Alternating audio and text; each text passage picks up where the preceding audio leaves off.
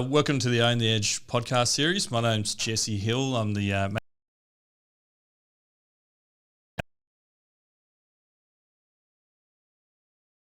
here. Adam is a ex-West Coast Eagle, played 187 games, I think.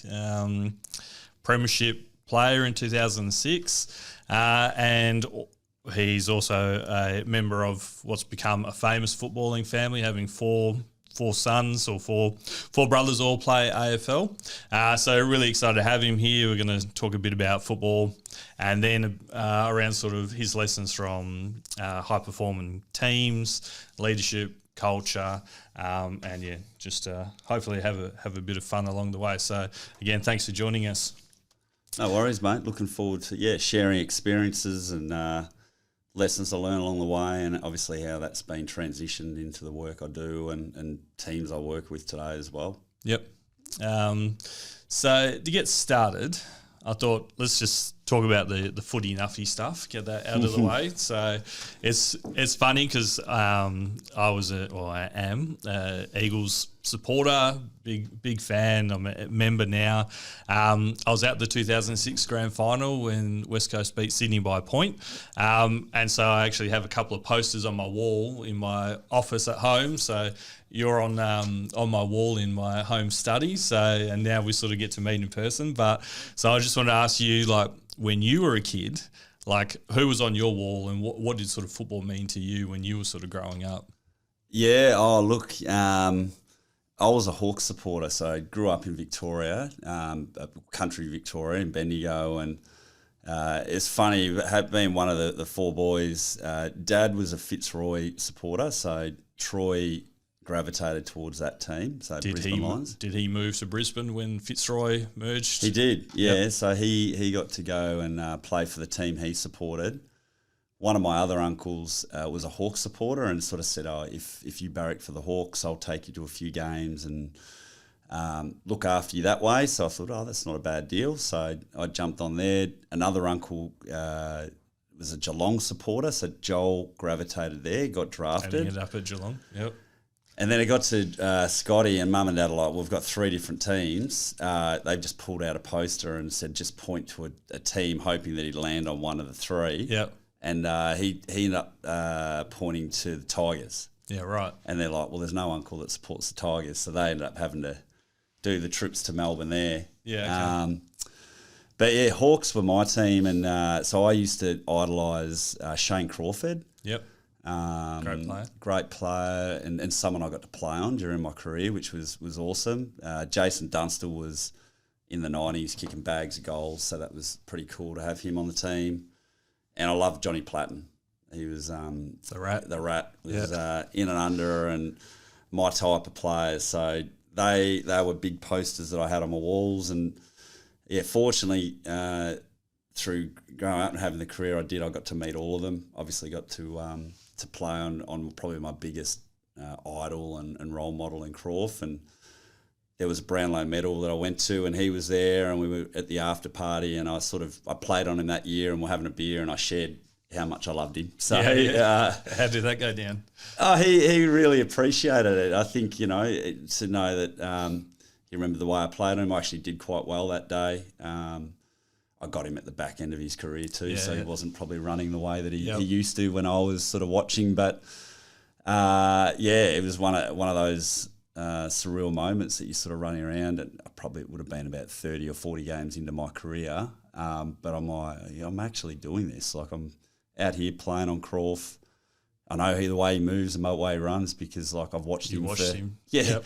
The poor fella. In terms of pre-game analysis, like usually you do your 4 or 5 days work, but unfortunately for him I had about 14 years worth. So when you went in to do the videos beforehand, you're like, I've got this. Got him covered. When the ball goes in here, I know sort of where he likes to get the outlet kicks or what he does at a stoppage. I'm like, I pretty much watched you because that's the way I wanted to play. And also another idol I had was Daniel Chick.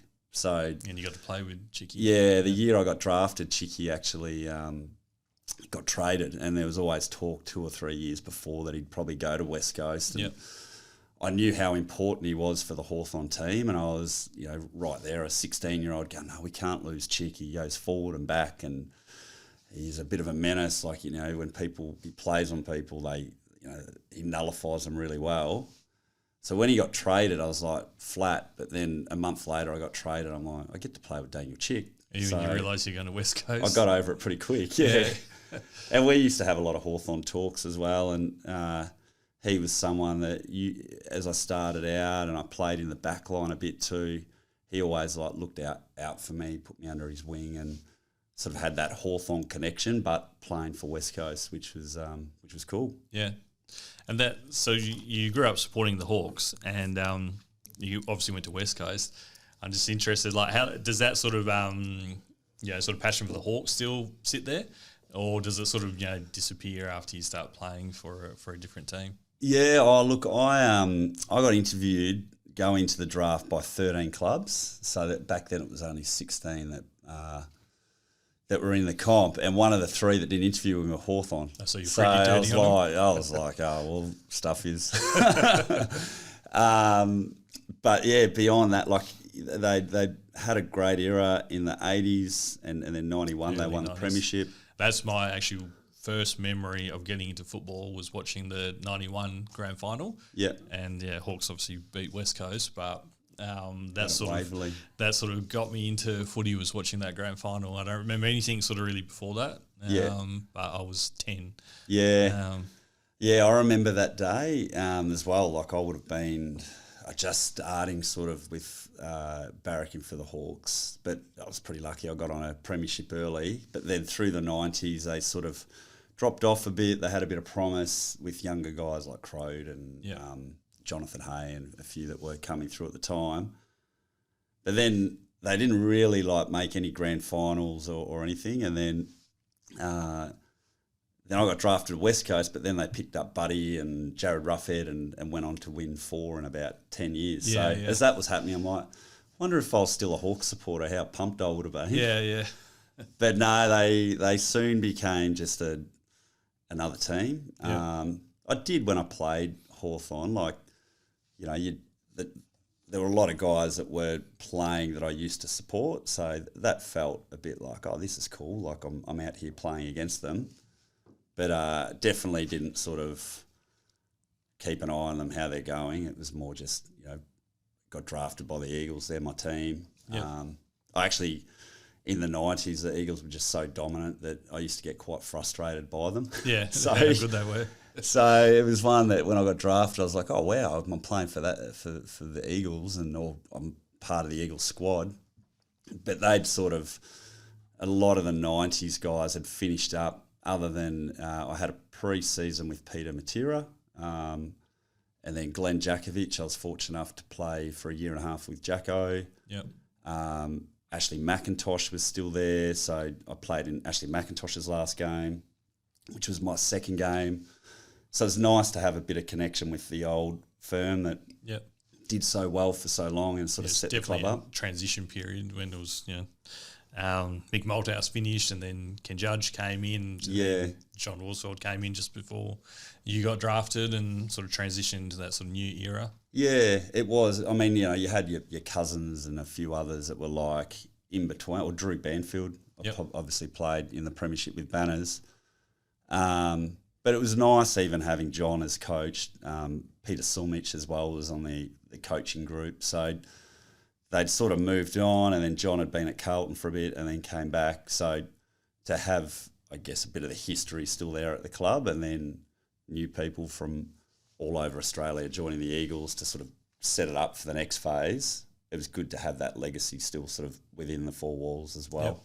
Yeah, cool. So, and what point did you sort of realise that you wanted to be an AFL player, and that it was a possibility?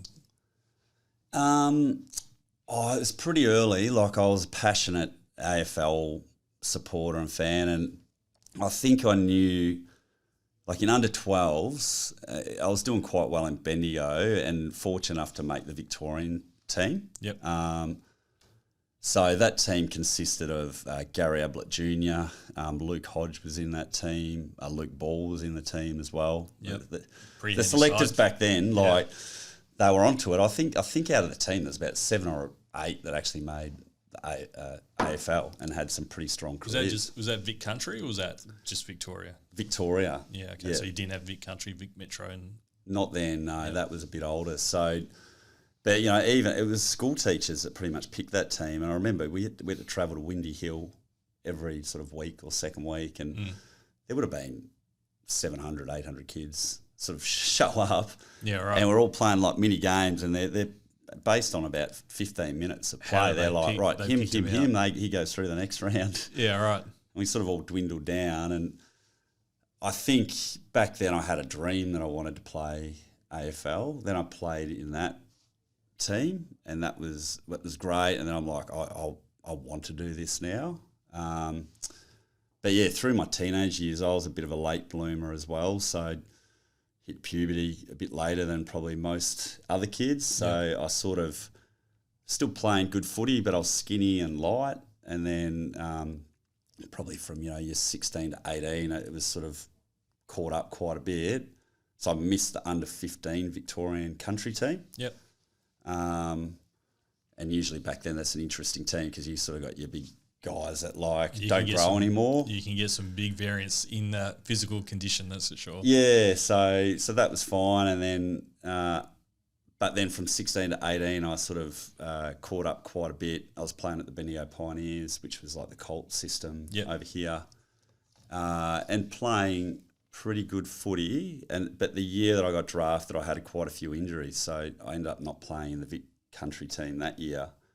But it was based on other performances that I'd done in my 17th and 18th year that allowed me to still get selected. But I got selected at 53, so it wasn't like a first-round draft pick and you sort of knew you were going to get drafted. It was a matter of hoping that someone would give you a chance and then moving wherever you had to move to find your way on a list, but you knew probably it wasn't going to be easy again. You had to identify how you were going to fit into a team, into a squad, prove yourself before you get the opportunity. So couldn't have scripted it. When I look back, I couldn't have scripted it any better. It was good to move out of Victoria, learn, to live away from home, meet new people. I mean, I came to the best climate and one of the best cities in the world that I wouldn't have probably arrived at if it wasn't for footy. The ground suited my I was a bit of a runner, so having big grounds over here was good for my football. And I came to a club that knew a lot about success. They were well resourced, had good facilities. And they were a team that weren't in a rush. Like sometimes these AFL draftees, I feel for them now because there's so much list management around it. Back then you sort of knew that you sort of were a bit of a project player. You had 2 or 3 years. You didn't want to wait too long, but they'd sort of just invest the time into you and the education and not expect you to have an impact in round, 2 to 10 to help make decisions whether you're going to get your next contract. So, so I was very fortunate and obviously dropped the brown and gold at the doorstep of Bendigo. Yeah. The Eagles were my team and they looked after me and I felt like obviously with my career I was able to look after them in the way I could play to the best of my ability and fortunate enough to play in a premiership but also go through an era where we're at the top but then we had to rebuild, had to restructure, set some cultural expectations within the club. Play 11 years, but then obviously contribute for another nearly 8 to 10 years beyond that, whether that be coaching or administration. That 20 years went like that. But I was very fortunate that I had a pretty stable club that sort of got the best out of me, and I could give back and make them a better club as well. Yep. Yeah, which I think you definitely did. By the time you look back at the end of the 20 years, the impact that you had over that time. Going back to the start when you came in, so it was an interesting study because you're a twin and your brother got drafted same year, went up to Brisbane. So you got the 2 boys moving out, but we've spoken about this before, you had some experience sort of getting a separate identity anyway. You chose to go to different high schools and sort of see what it was like to be, you know, not just seen as like the two twins and sort of get your own sort of individual side of things. So what was that like for your family and for you guys personally? And do you have a bit of a, I think like your experience coming into West Coast was a bit different to your brother's experience in terms of how you got set up and how you got into the team and looked after moving to a different state. Do you want to share a bit around that? Yeah, like it was interesting when we were 12 years old, just finishing up primary school. We were always compared as the Selwood twins, or not compared. We were always just seen as that, and there was a bit of comparison starting to come through. Yep. And you know, Troy and I, we'd always be separated in primary school or junior school in different classrooms, but then we always had the same friends, same birthday parties. So like. Couldn't get away from it. You just had each other there, and I think Mum and Dad, you know, it wasn't forced on us at any stage, but we grew up very close. Nick Del Santo was another sporting kid coming through, same age, and we'd formed a bond with Nick, but Nick was at a different school and heading to a different high school as well. Yep. And Mum and Dad just sort of said, look, it's up to you guys, but like if you want, there's an option that you could probably just from year 7 to 10, you could actually be at different schools and just have your own identity. They're both good schools that you could go to, or if you want to be together, you want to be at one school or the other, that's not a problem. But it's we'll leave it for you guys to have a think about. And applications or enrolments close at a certain date, so we need to know. Yep. And, you know, we thought that was probably a good option because not that we knew that was going to come later in life, but a way where Troy and I could have some separation. He ended up going to a state school with Nick, but I would play my sport in with his team and his friends, and then I stayed at the Catholic system with my mates that were sort of going through primary school to then senior school. But Troy already knew them by being at primary school anyway. Yep. So just expanded your network and gave you some space to sort of space to grow up and sort of like, you know, if he had a friend, like I'd sort of be friends with him as well. But like even for the friend to sort of go, oh, Troy, do you want to come over for a sleepover? They didn't have to feel bad that they weren't inviting me, you know, like. So we did that and it worked. It worked really well. We ended up going back. The school systems in Bendigo, we ended up doing year 11, 12 together. Yeah, okay. But then when it came to like drafting and recruiters coming in to say, oh, you know, what happens if one got drafted and one didn't? Or if one got drafted into state and one stayed in Victoria, how would you cope being apart from each other? And we're like, well, we're fine. Like, some twins like to sort of like do everything together and complete sentences and the like, but we were like, you know, the best gift I've been given is a twin brother, but also I've lived more of my life away from him than I have with him. Yep. I'm still best mates with him, but I think just being able to have that identity and go, yeah, like, you know, if we, as fate had it, if one goes to Brisbane and one goes to West Coast, we're both jumping up and down to get our dream and our opportunity. And I think the best thing that did happen was by going into state, we're actually able to experience similar like feelings and emotions too. Like there was homesickness, or, you know, Troy got drafted to the Brisbane Lions that were like right in the thick of their three-peat. So for him to get a game was super difficult. Mm-hmm.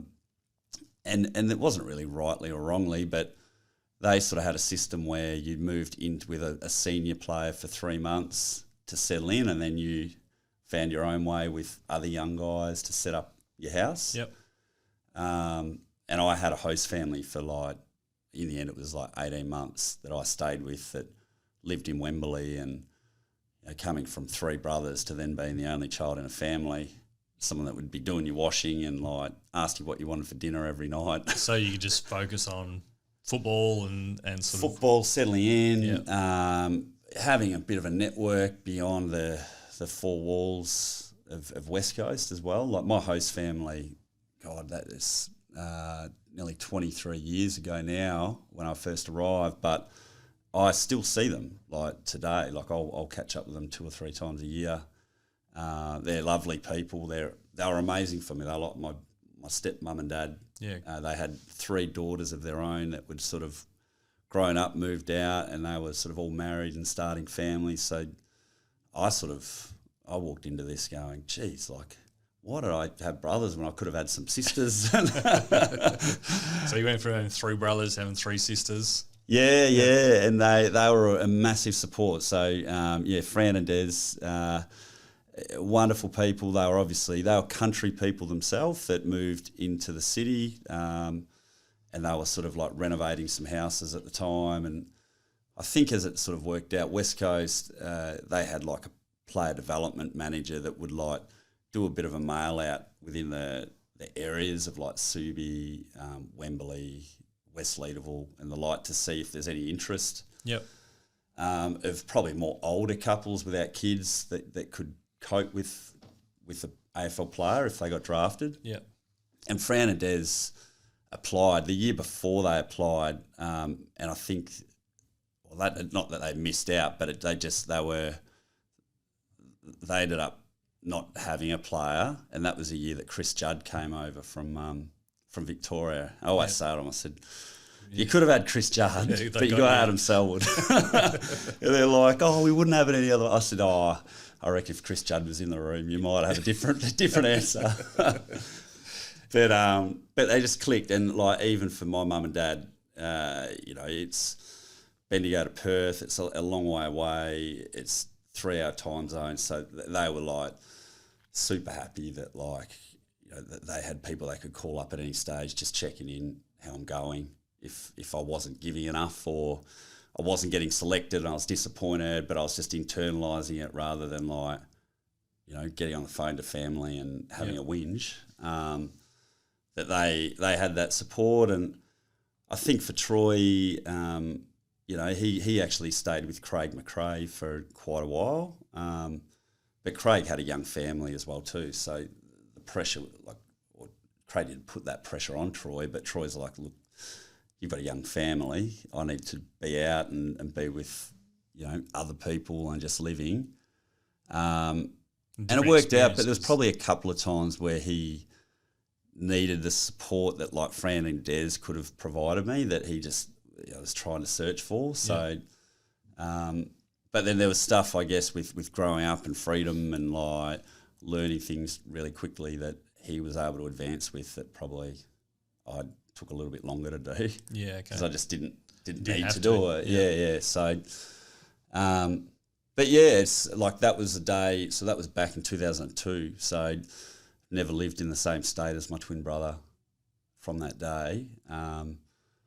But that's totally fine. Like it's sort of just the way it all worked out. And as I said, Perth has given me so much, and there's just a wonderful lifestyle. So I choose to probably live here for life unless something happens. So you've married a Perth girl and an Eagles supporter as well. So you probably have to stay now.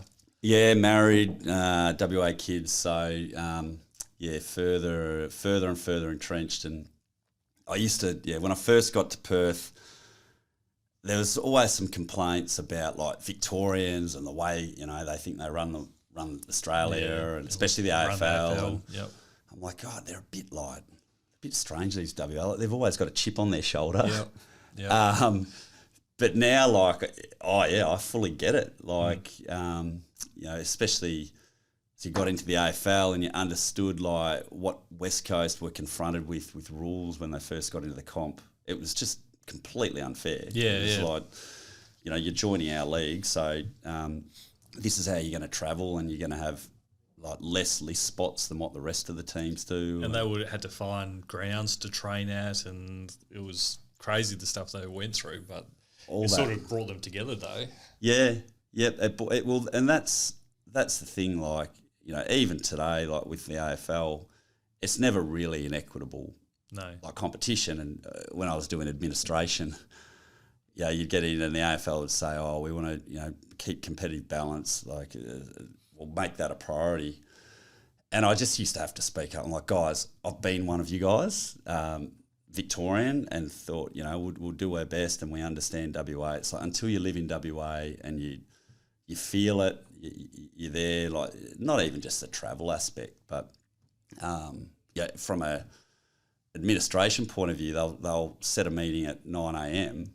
So and then I'd have to remind them, like, is that 9 a.m. Western Standard Time or? Yeah. Oh no, that's Eastern Standard.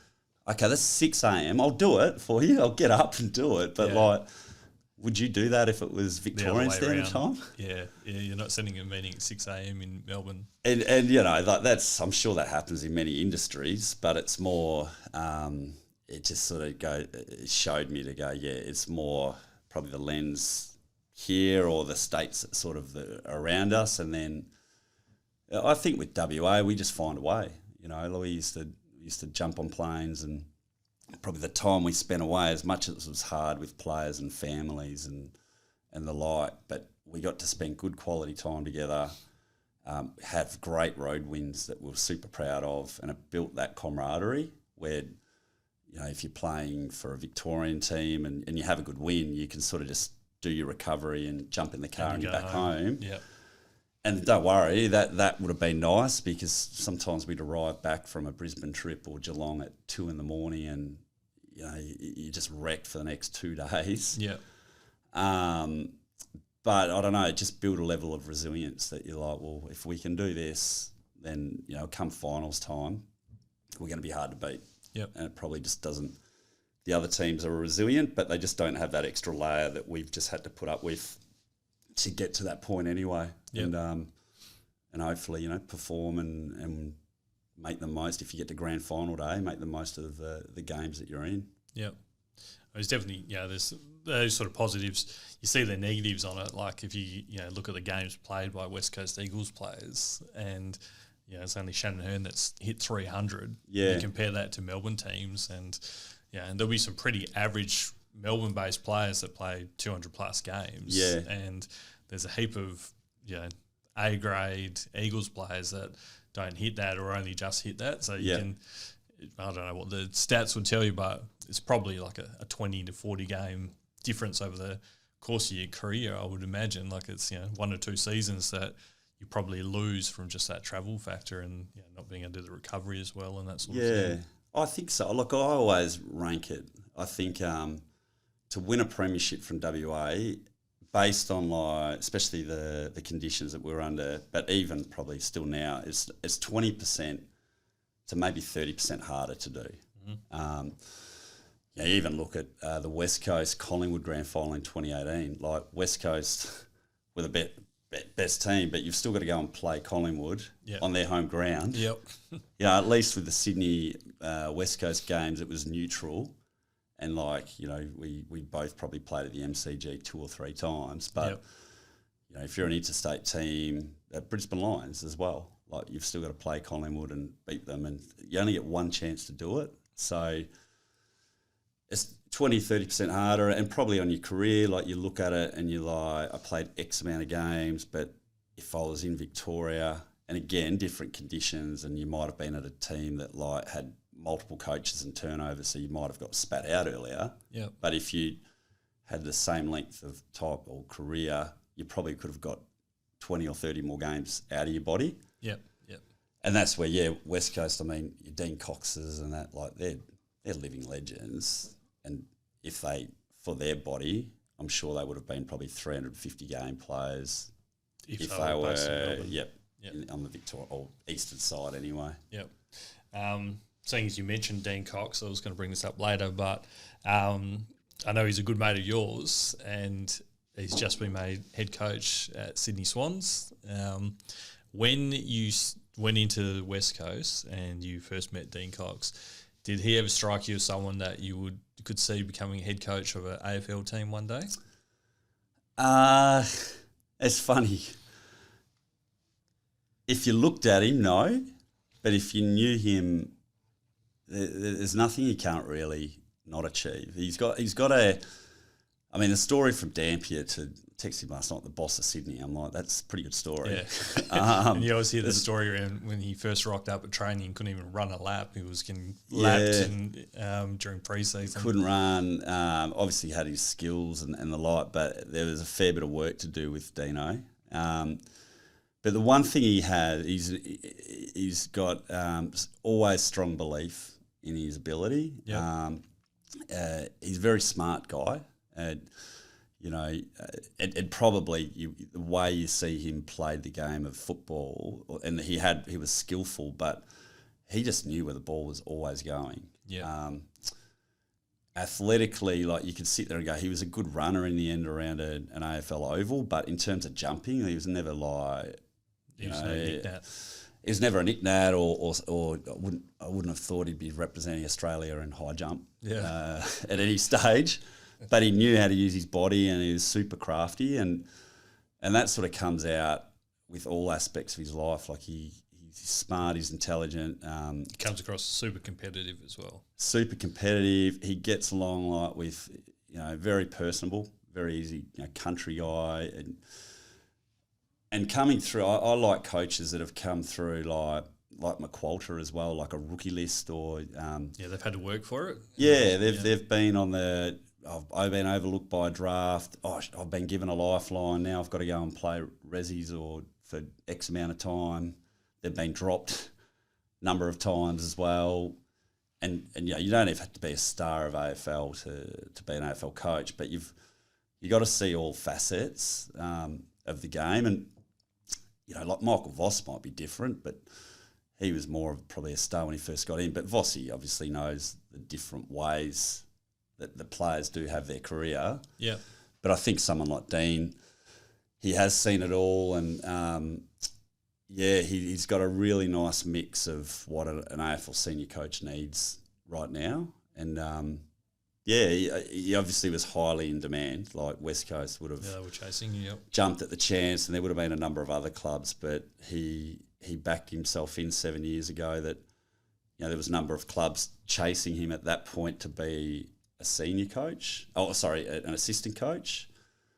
And I sort of remember having a chat with him at the time to go, you got to get out of WA in particular, because people maybe on the East Coast will just think that you're a ruck coach, you're a really good ruck coach. Yep. Which you are. You're an incredible ruck coach, but you know so much about this game. You could be the best forwards coach in the next 2 years, because you just know, you know leading patterns and how the ball moves and where you've got to be. So you got to find the right club over East to show what you're capable of, and then it's part of that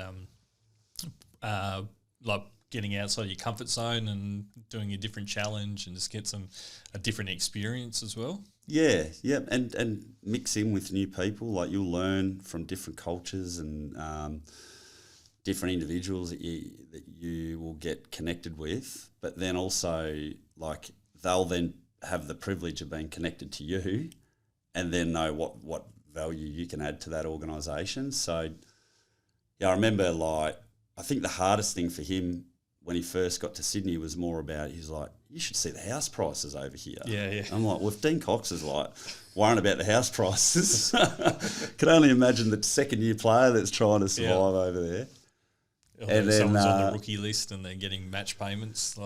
Yeah. So, and that's another, so talk about travel with WA, but Sydney obviously face different challenges for their young kids and trying to keep them in the city.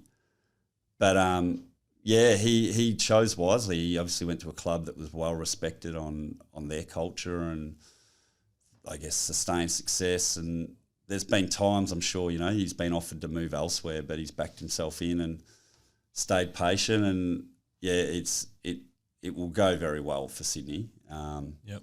But they know what they've done. They've done it before. They've done the succession really well. And the hardest thing probably for Dean is when you're made a grand final, there's going to be standards straight away and expectations, but he'd never shy away from that.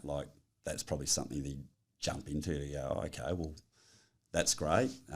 You can never guarantee a premiership, but he'll give them the best chance to be back there and obviously go one better. So it's a bit unique seeing him in the red polo, and this is a club that you do lead. But I'm glad he's doing it, in another city, another club, and sort of showing the AFL what he's made of. Because I was very lucky to play with him and know him so well that I'm like, it shouldn't just be just our club or WA that get the spoils of that.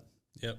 So big raps on him then. You think he will do well? Oh, I think they've made a great choice. Like most clubs, when they get to these senior coaching positions, like they've assessed the field pretty well. And young Andrew McQualter, well, not young, but he's young enough. Young for a coach, yep. He's experienced. Again, someone who's done his time. He's got different elements to what he can bring to West Coast, and I'm sure there's someone over in Victoria or from St Kilda going, I'm glad that he's there now and you get to enjoy what he can bring. Mm-hmm. So, there's people like Ash Hansen and Jamie Graham that I've been connected with and very, close mates with, that I'm glad they're now in their own clubs, that they're building their experience, they've done a great job, and the right opportunity will probably come up for them.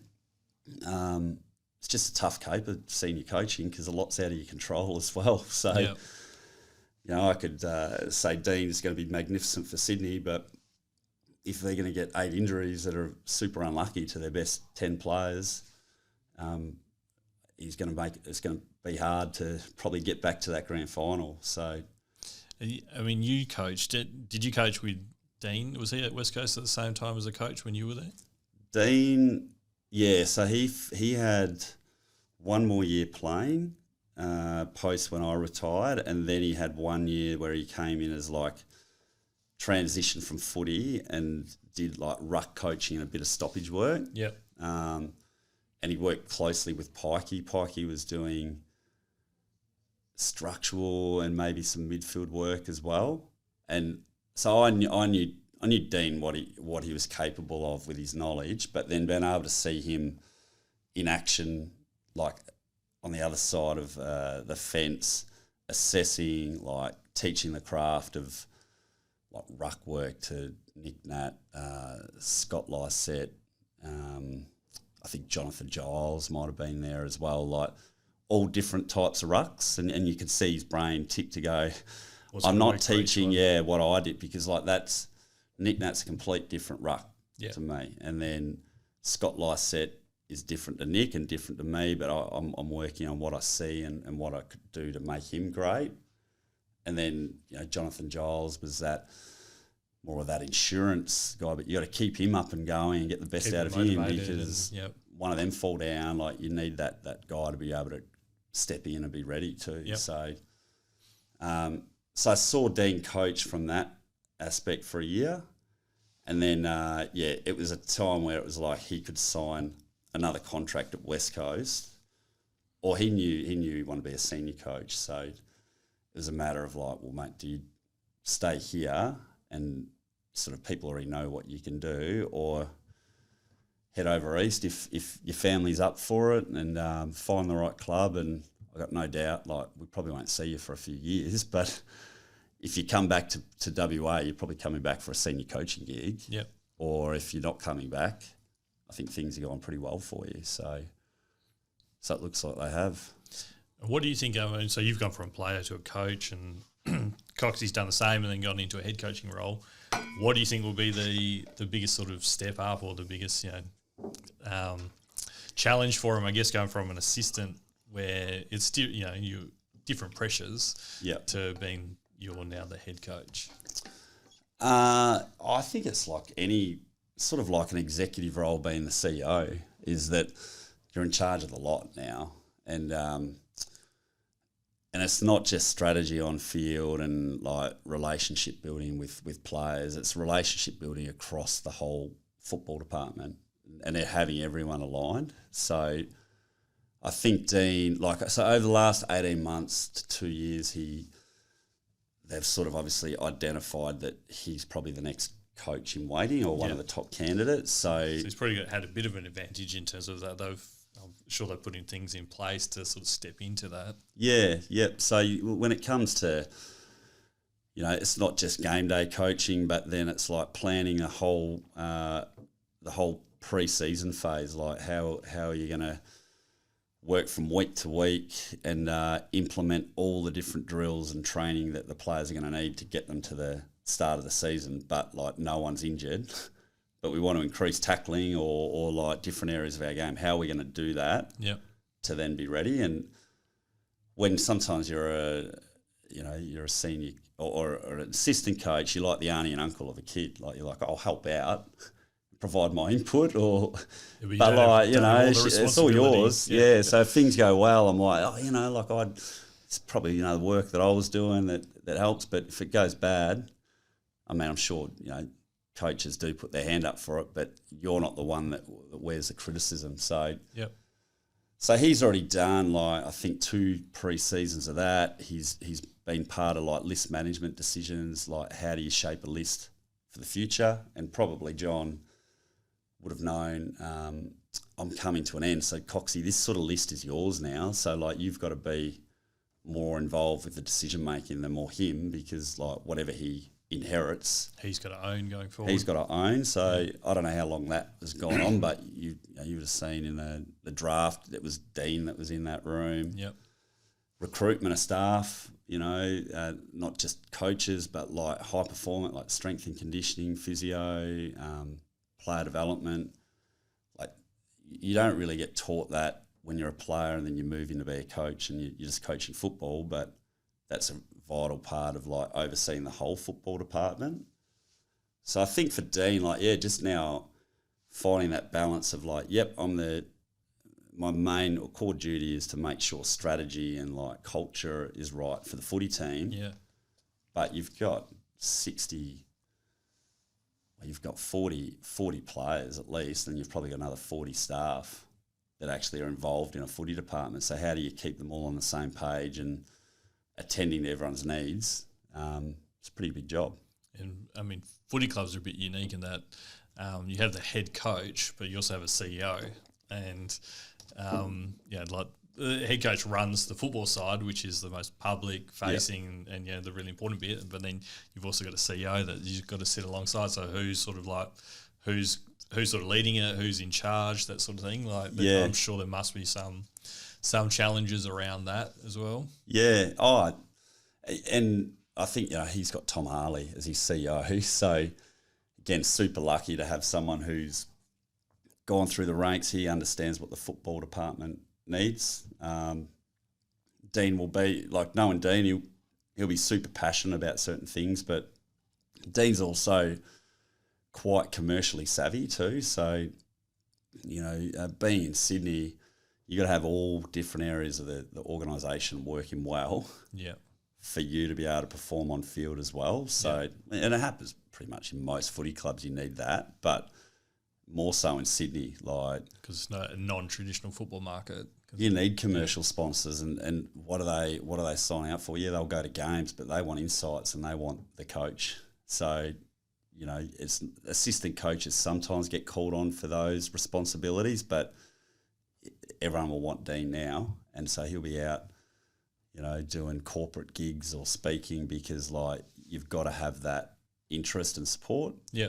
So there's going to be other demands on his time and his, just his mental capacity. Yeah, but I don't worry. He's getting paid not too bad, I reckon, to do that. So, right. But yeah, they're the things that just coaches, when you get to the top, you got to factor in. Yeah. And it will be, it's just changed. I think a lot that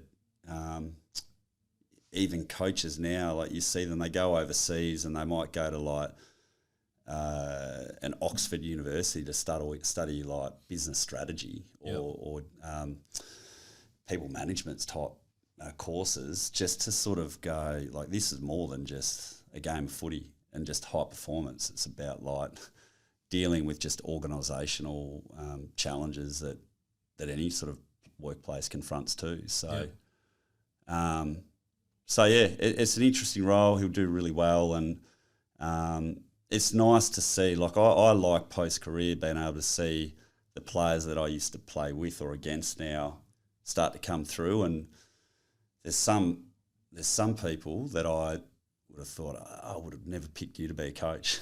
Yeah, who you gonna name some? Any that really surprised you?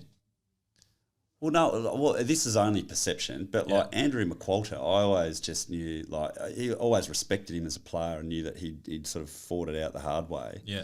But I also knew he was a bit of a a well-liked guy in St Kilda, but I didn't know in what way. Yeah. And obviously it was, now you sort of see that come through, because, you know, he would have never probably been the first person, if St Kilda had a win or a loss, to be in front of the press conference or on the TV. So you just never know. Yeah.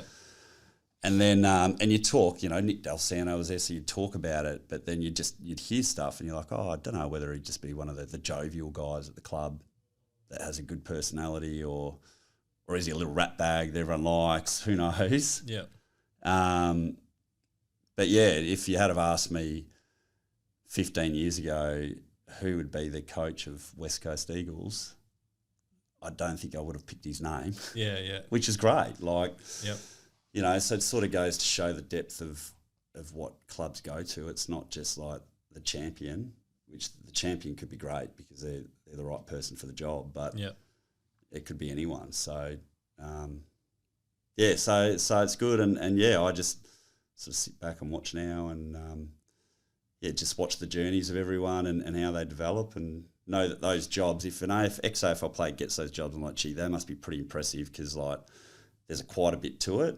And I think a lot of the coaches now do not jump into it until they know they're fully across everything, because you only sort of get one shot. Yeah. And you've seen plenty of guys who've been really successful assistant coaches and really good at that role, but not able to make the leap into the head coaching role.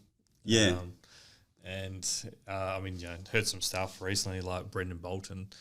He clearly, I mean, and your brother coaches with him at Collingwood, or I think Bolt's my left now, but he didn't have the relationship side of it, being able to relate to the players, and it was just too much around just the technical aspects and not so much on the personal stuff. And I think that's probably changed a lot over the years as well, that it's so much more on how do you build relationships with people, and it's probably why a lot of the role players and stuff are good at that. They've had to build those skill set. They haven't just been the first one picked and the star out the front. Yeah. I think you also too, you know, like some people, like it's such a public role, and it essentially is a CEO of the footy department. If you had its own little organisation, you're the CEO. But like sometimes people are just good at being executives. Yeah. You know, and they might try it for a bit, and you know, say use Bolt's example, like it was Carlton, they were right down the bottom. They hadn't had success for a lot of years. He might have inherited a list that wasn't ideal for him either. Yeah. And so you get put under pressure, and some of it might be true, he didn't relate.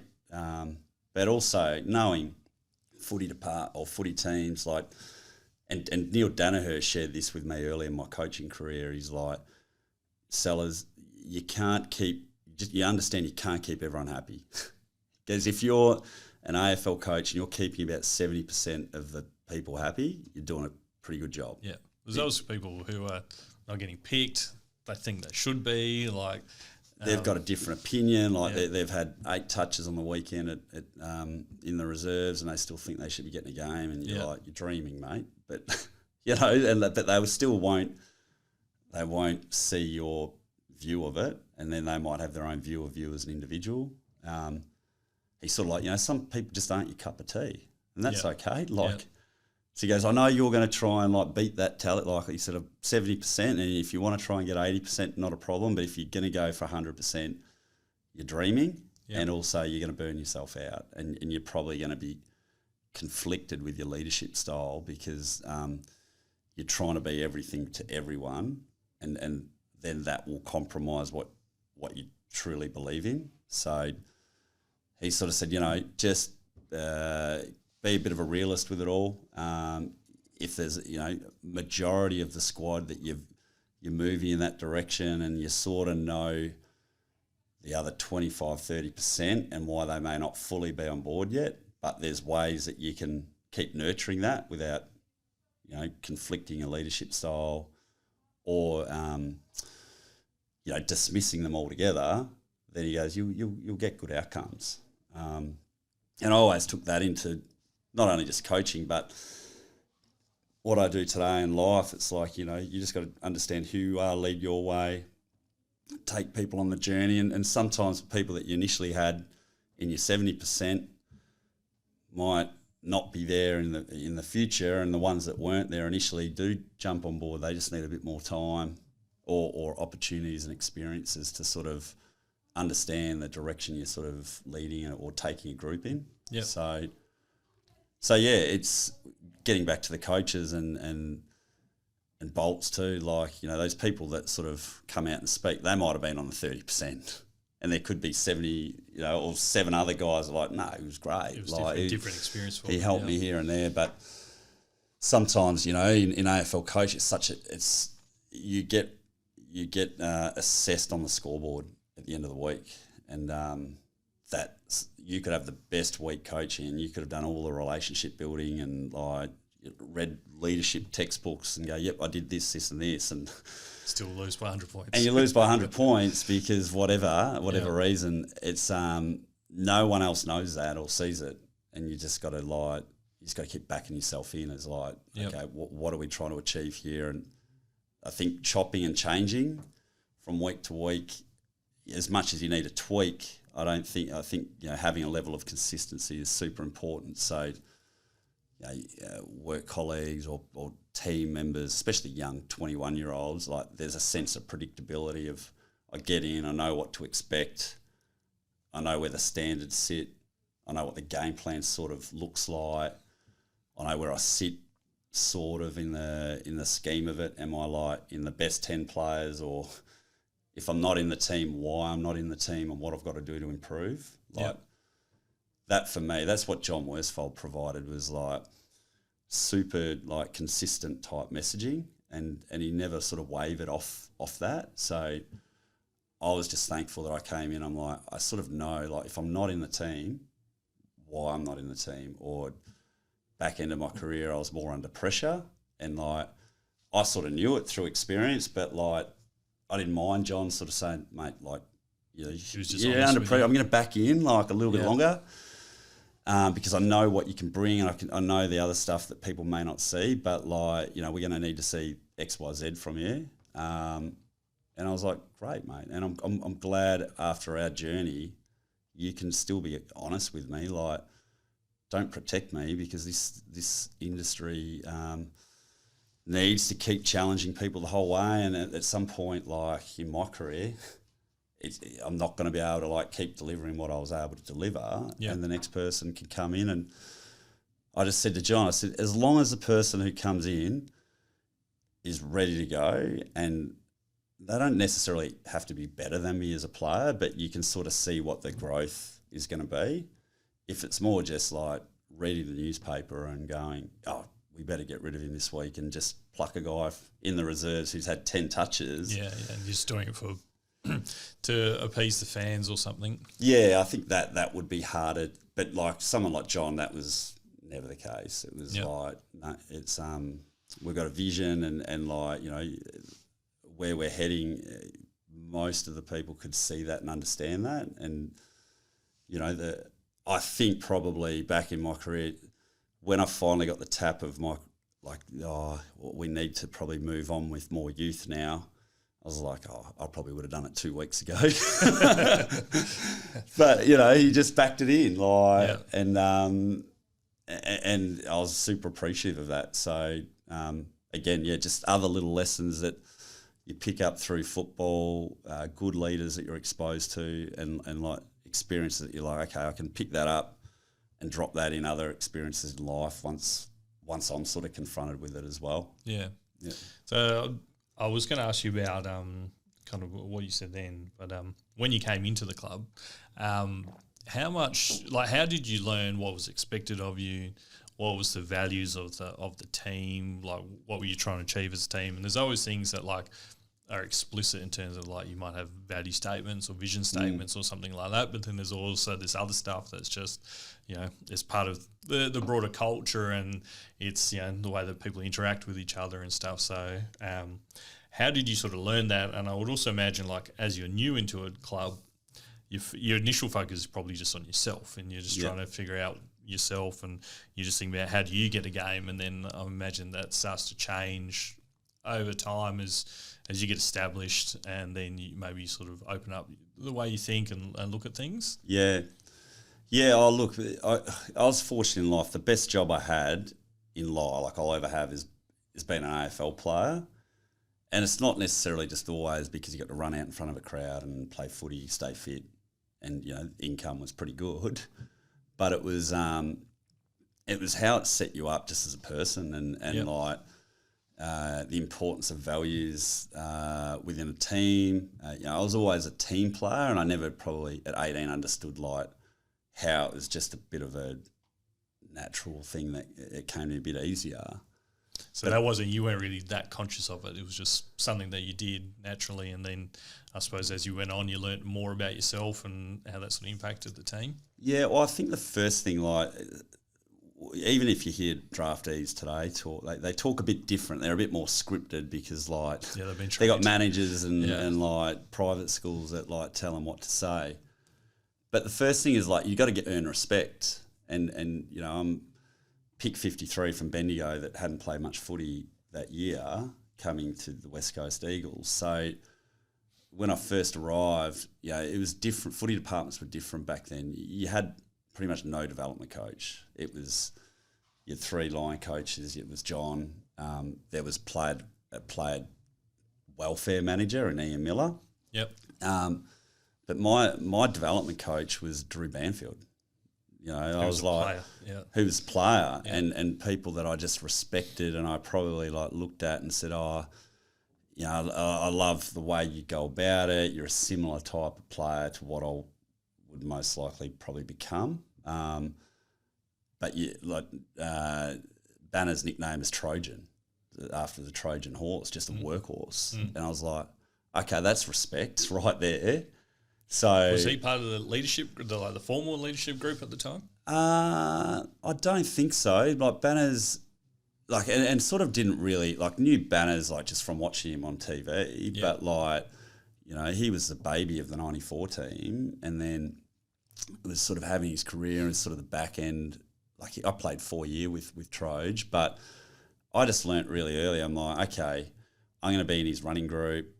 I wasn't in his weights group because it was based on different body types, and I was more in obviously the juniors, and Banners was later. But I just watched everything, how he went about training, and then when it was in training and we had like kicking games or drills that we had to do, like had a conversation to ask him like, mate, do you mind if I shadow you? And it's out of respect, and I want to create the habits that you do, that you've built up over like 10, 12 years to fast track me. And he didn't have an issue. Like you always see that as a compliment. And, over my journey, I had similar players that did the same to me. And never would you say no, or you'd probably then go above and beyond to sort of help them understand, even if, one of them would have been Scott, like trying to get extra balls in the hands or kick in, and you're sort of like, you're probably going to take my position in the team. I'm going to have to work out another position to play. But that if you're a good leader, you shouldn't be like working against that. It's like, okay, this is the nature of the business. Like what's best for the overall sort of organisation or the overall team rather than the individual. And I think now, I understand, I was a development coach, but like now they have, head of development, they have 3 development coaches. They've got like other people that check in, and I just feel there's sometimes too many voices for these young guys coming through. Fair enough, like the resources are there, but I like the old school way of like Drew Banfield owning it for me as well. Makes it very clear.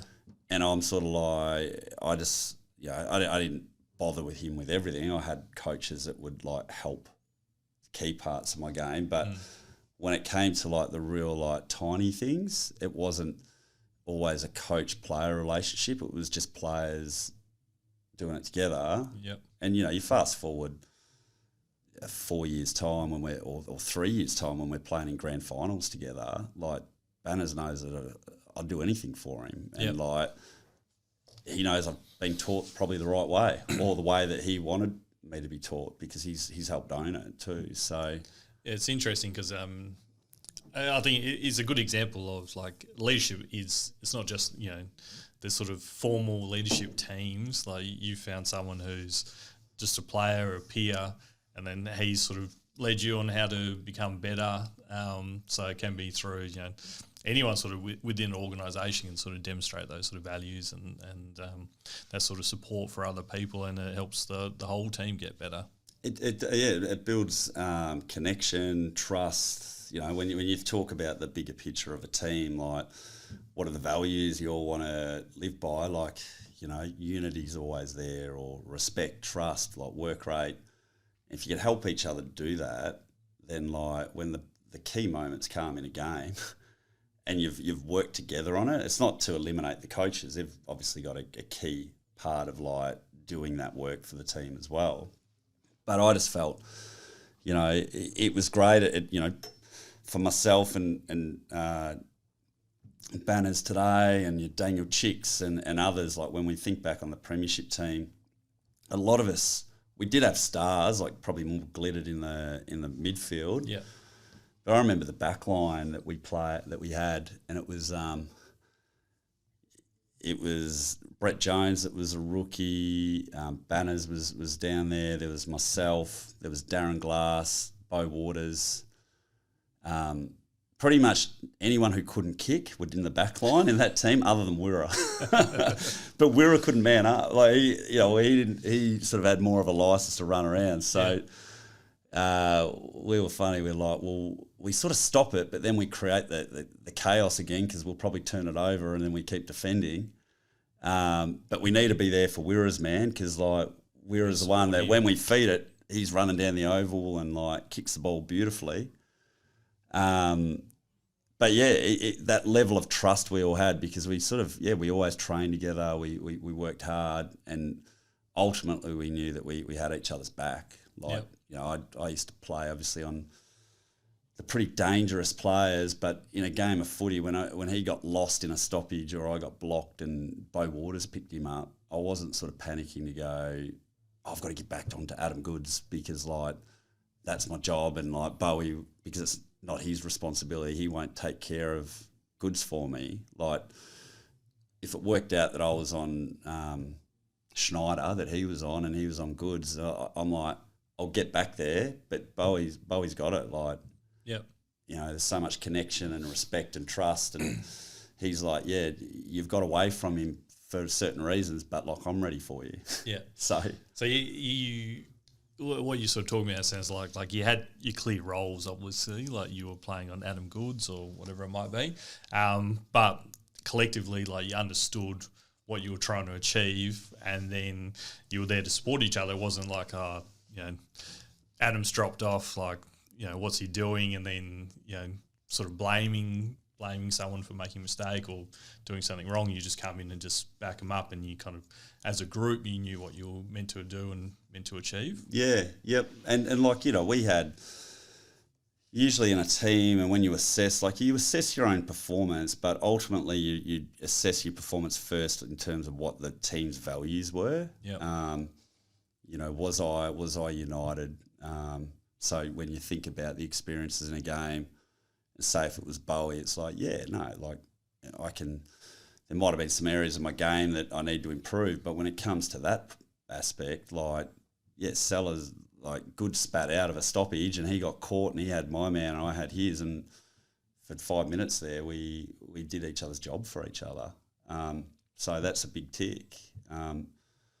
Think about work rate, like, you can quite easily think about the one time where you probably could have been better with your work rate, but then if you're like, well, actually 3 times in the game I covered someone's man, or like, I kept running out of space to create new pockets for people to kick into dangerous space. Like that took effort to do that. No one would see it, but I know it. Yeah, hasn't been rewarded for a stat, but you've done what's needed to, for the benefit of for the entire team. Yeah, and to train and learn that when you're 21, like people go through their professional careers still like in their 50s, and it's probably when they get to their 60s, they're like, it's usually the stuff that you do in a business for someone else maybe, or to open up opportunity that like that's where the gold is. Yeah.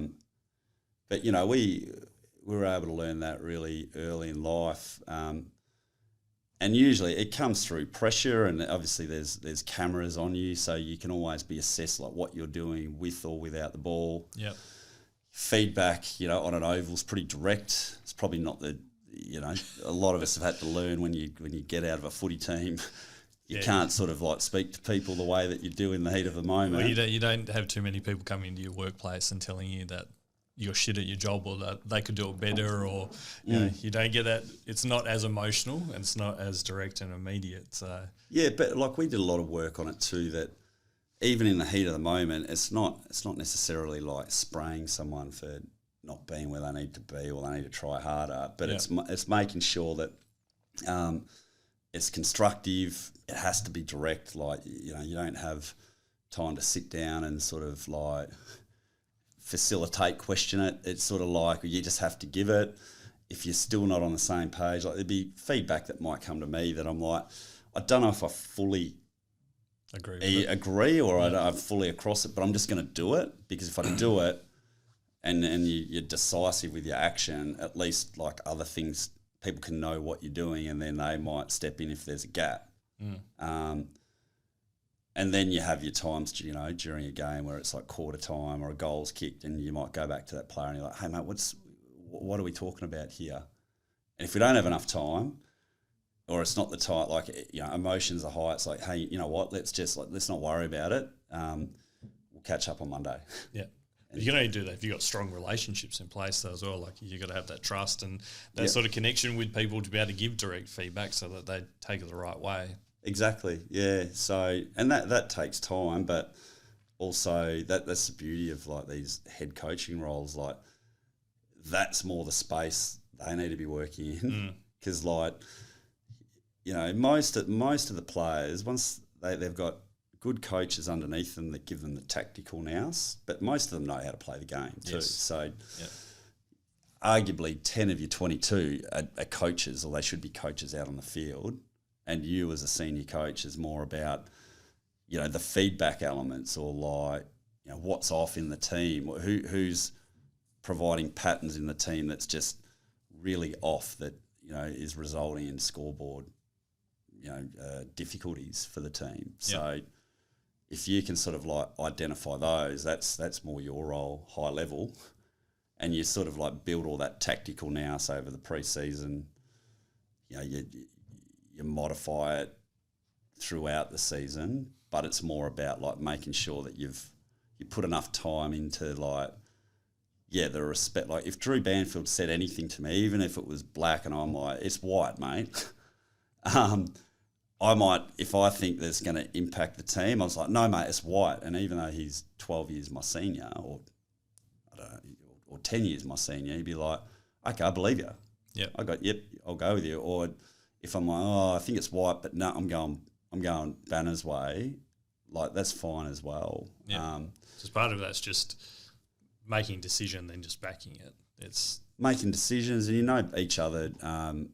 You've built up the respect. You've probably got the tactical nous, and even if it doesn't work out, you can sit there after quarter time or a game, and you're like, okay, that didn't work. Next time we're in the situation, we'll assess what the other option could be too. So it's one of the really interesting things about, I think there's a lot that you can take from like high performing sport and teams to business.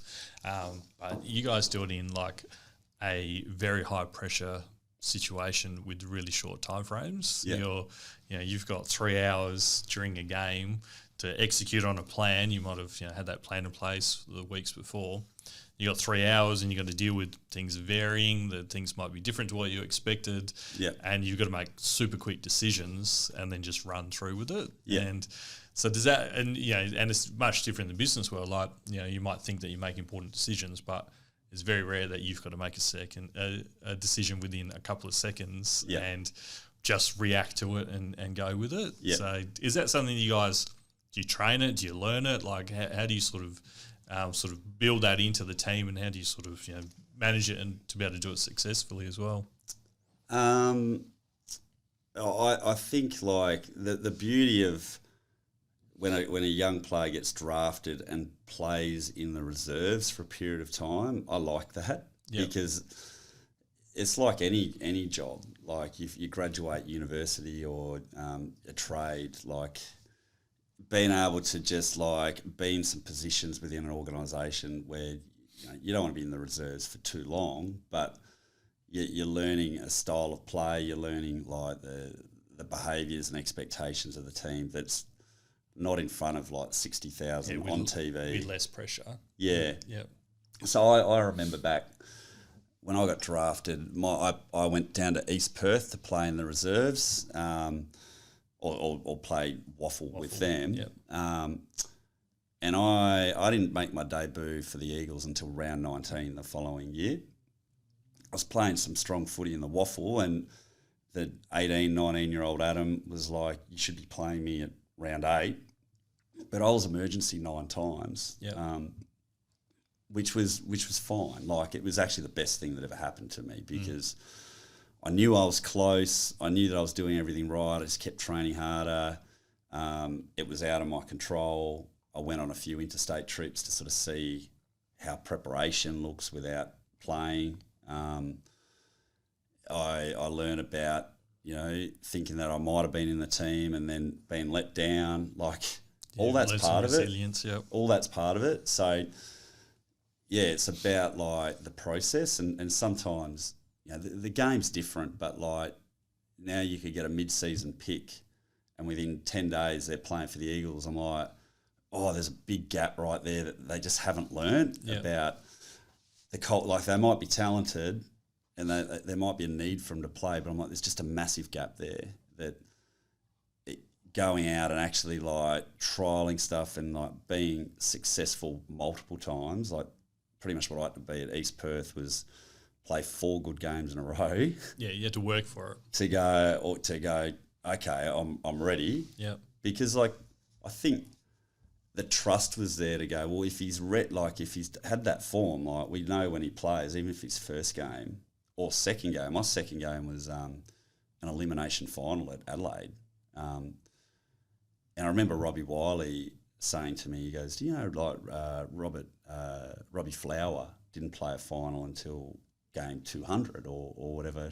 And I'm like, poor Robbie Flower, because, like, he was a great player and I knew of him, but I'm sort of like, but I'm ready, Rob. Like, I'm not going to get overawed. It's going to be a different experience, but, like, I've built that, I guess, knowledge and IP that you give me the task. I think I was out there playing on, like, Rashudo that day at some point and different key players. We didn't win the game, but I'm like, that's pretty great to know. Like, I would have rather to only play 2 games that year for the West Coast Eagles in my second game elimination final than be at a lower club and you sort of get 15 games because they're like, got a blood youth and like, he played 1 good game, let's chuck him in. Yeah. Is some of that it's like you built up the knowledge, but it's also like you built up the belief that you've earned it and that you deserve to be there, rather than you've sort of just been drafted and sort of handed in, pushed into a game. Yep. And you look at it in business lens that like young people that graduate, like, they're all in a rush. Yep. Like, AFL players are all in a rush. I think I heard someone on the news the other day say, I want to play round 1. It's like, mate, just get through week 1. Like, and you probably, you seem like you might be a good player. I think he was a high draft pick. I think it was Bo Allen that said that. Yeah, could be that. And it's like, just, like, there's a lot of things to play here. Like, just get in, earn that respect. if you do that, you're probably going to play early, but don't put just a number on it, because like there's the process, and good organisations just want you to learn environment standards, and they want you for the long term. So I was always like, whenever I debuted, I just wanted to know that I was ready. Yep. And I think, I was more of a role player at AFL, but I was proud of the fact that once I got in, I never really got dropped for a decade. Like I was sort of, played my role. I was under pressure a few times, but then, backed in through form, and I came out the other side. There was a time where, I moved from the midfield to the back line, which wasn't sort of my natural position, but team needs sort of needed me there, but youth was coming through. So I was sort of thankful for that. So you're sort of like, I didn't play round one that year, but then I ended up playing for 11 years because I was ready.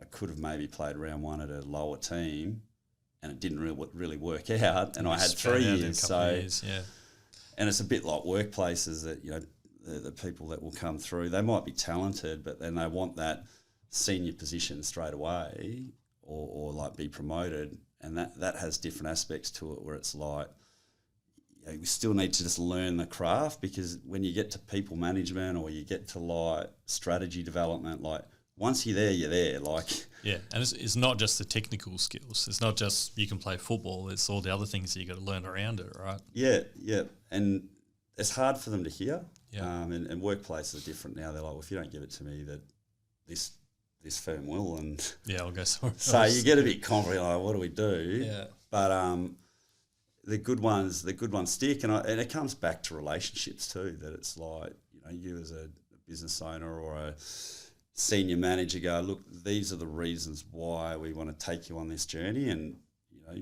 there will be some level of commitment probably at some point that you'll keep progressing, and it's a bit like compound interest. You just keep chipping away. At some point, all of a sudden, we're off and rolling, and things are going to be really great for you. Yeah. But that's probably the thing now. Like, that's one of the biggest challenges for any workplace is being able to allow people to like slow down at the start, understand the process, because once they have all that behind them, like, they've got a great future. And yeah, for me, again, you don't really know that until you go through it, but like those games in the waffle were just compounding for me. Yep. There weren't as many people watching. I made mistakes, and I'm like, oh God, I'm glad I made that mistake at East Perth rather than. But it's a safer environment to do that, right? To learn. And you don't then have jump in a taxi and like the taxi driver tells you, what about what you did on the weekend? Like you can get away with it for a bit longer, or you can talk to your coach to then go, okay, when I'm in this environment, footy park, elimination final, and I'm 19 and it's my second game, I sort of know what options I should be choosing rather than just make that call, and then that could have big ramifications for you as well. Yep. Yeah. Okay. Getting back to your sort of experience in footy, and you were lucky enough to be part of a successful team, and when you got into the Eagles, you sort of found your role. You stayed in there, and you had I think maybe you were probably in that team for 2 or 3 years before you started playing in grand finals, and then you had the sort of experience of losing one in 2005 and then winning one in 2006. What is it about that sort of period and that team which made you, in looking back at it now, like made you guys successful? What do you think was sort of the key ingredients that helped you get to that sort of, the ultimate success in football? We were sort of, I was fortunate that we probably, just before my time, it was, Ken Judge was coaching, but there was a bit of a transformation that was happening at the club with new players coming through. You could sort of see, like, with the list, there was quite a bit of talent and balance right across the field, but what we were able to do, we had a high level of work rate through summer periods. We were trained really well by our high performance teams, and arguably led by there was a few. Chris Judd was like really diligent with his training at such a young age. Cuzzy was like super diligent with like what he was trying to get out of himself as a player. I mean, like what you said with Drew Banfield, I think Juddy talks about that. He just watched Ben Cousins and he was like, he's the hardest trainer. I'm just going to train like Ben Cousins. So he's learned from others. So what the standards are. Yeah, it was just super obvious that it's like, okay, if the best player nearly in the comp at the time's doing this, like, and so meticulous with his preparation, then like, I think I probably should do it too. Yeah. So it's sort of that was like early 2000s, and like, you know, you build that for 3 or 4 years. That for us, when you think about a team that has to travel so much, like being on top of your body and being fit and like just robust is crucial. So we had that, but then we had a really nice blend of just connection. Like we had some key leaders in every line. Standards were pretty high. Like there was a lot of trust in the group when we went out to play.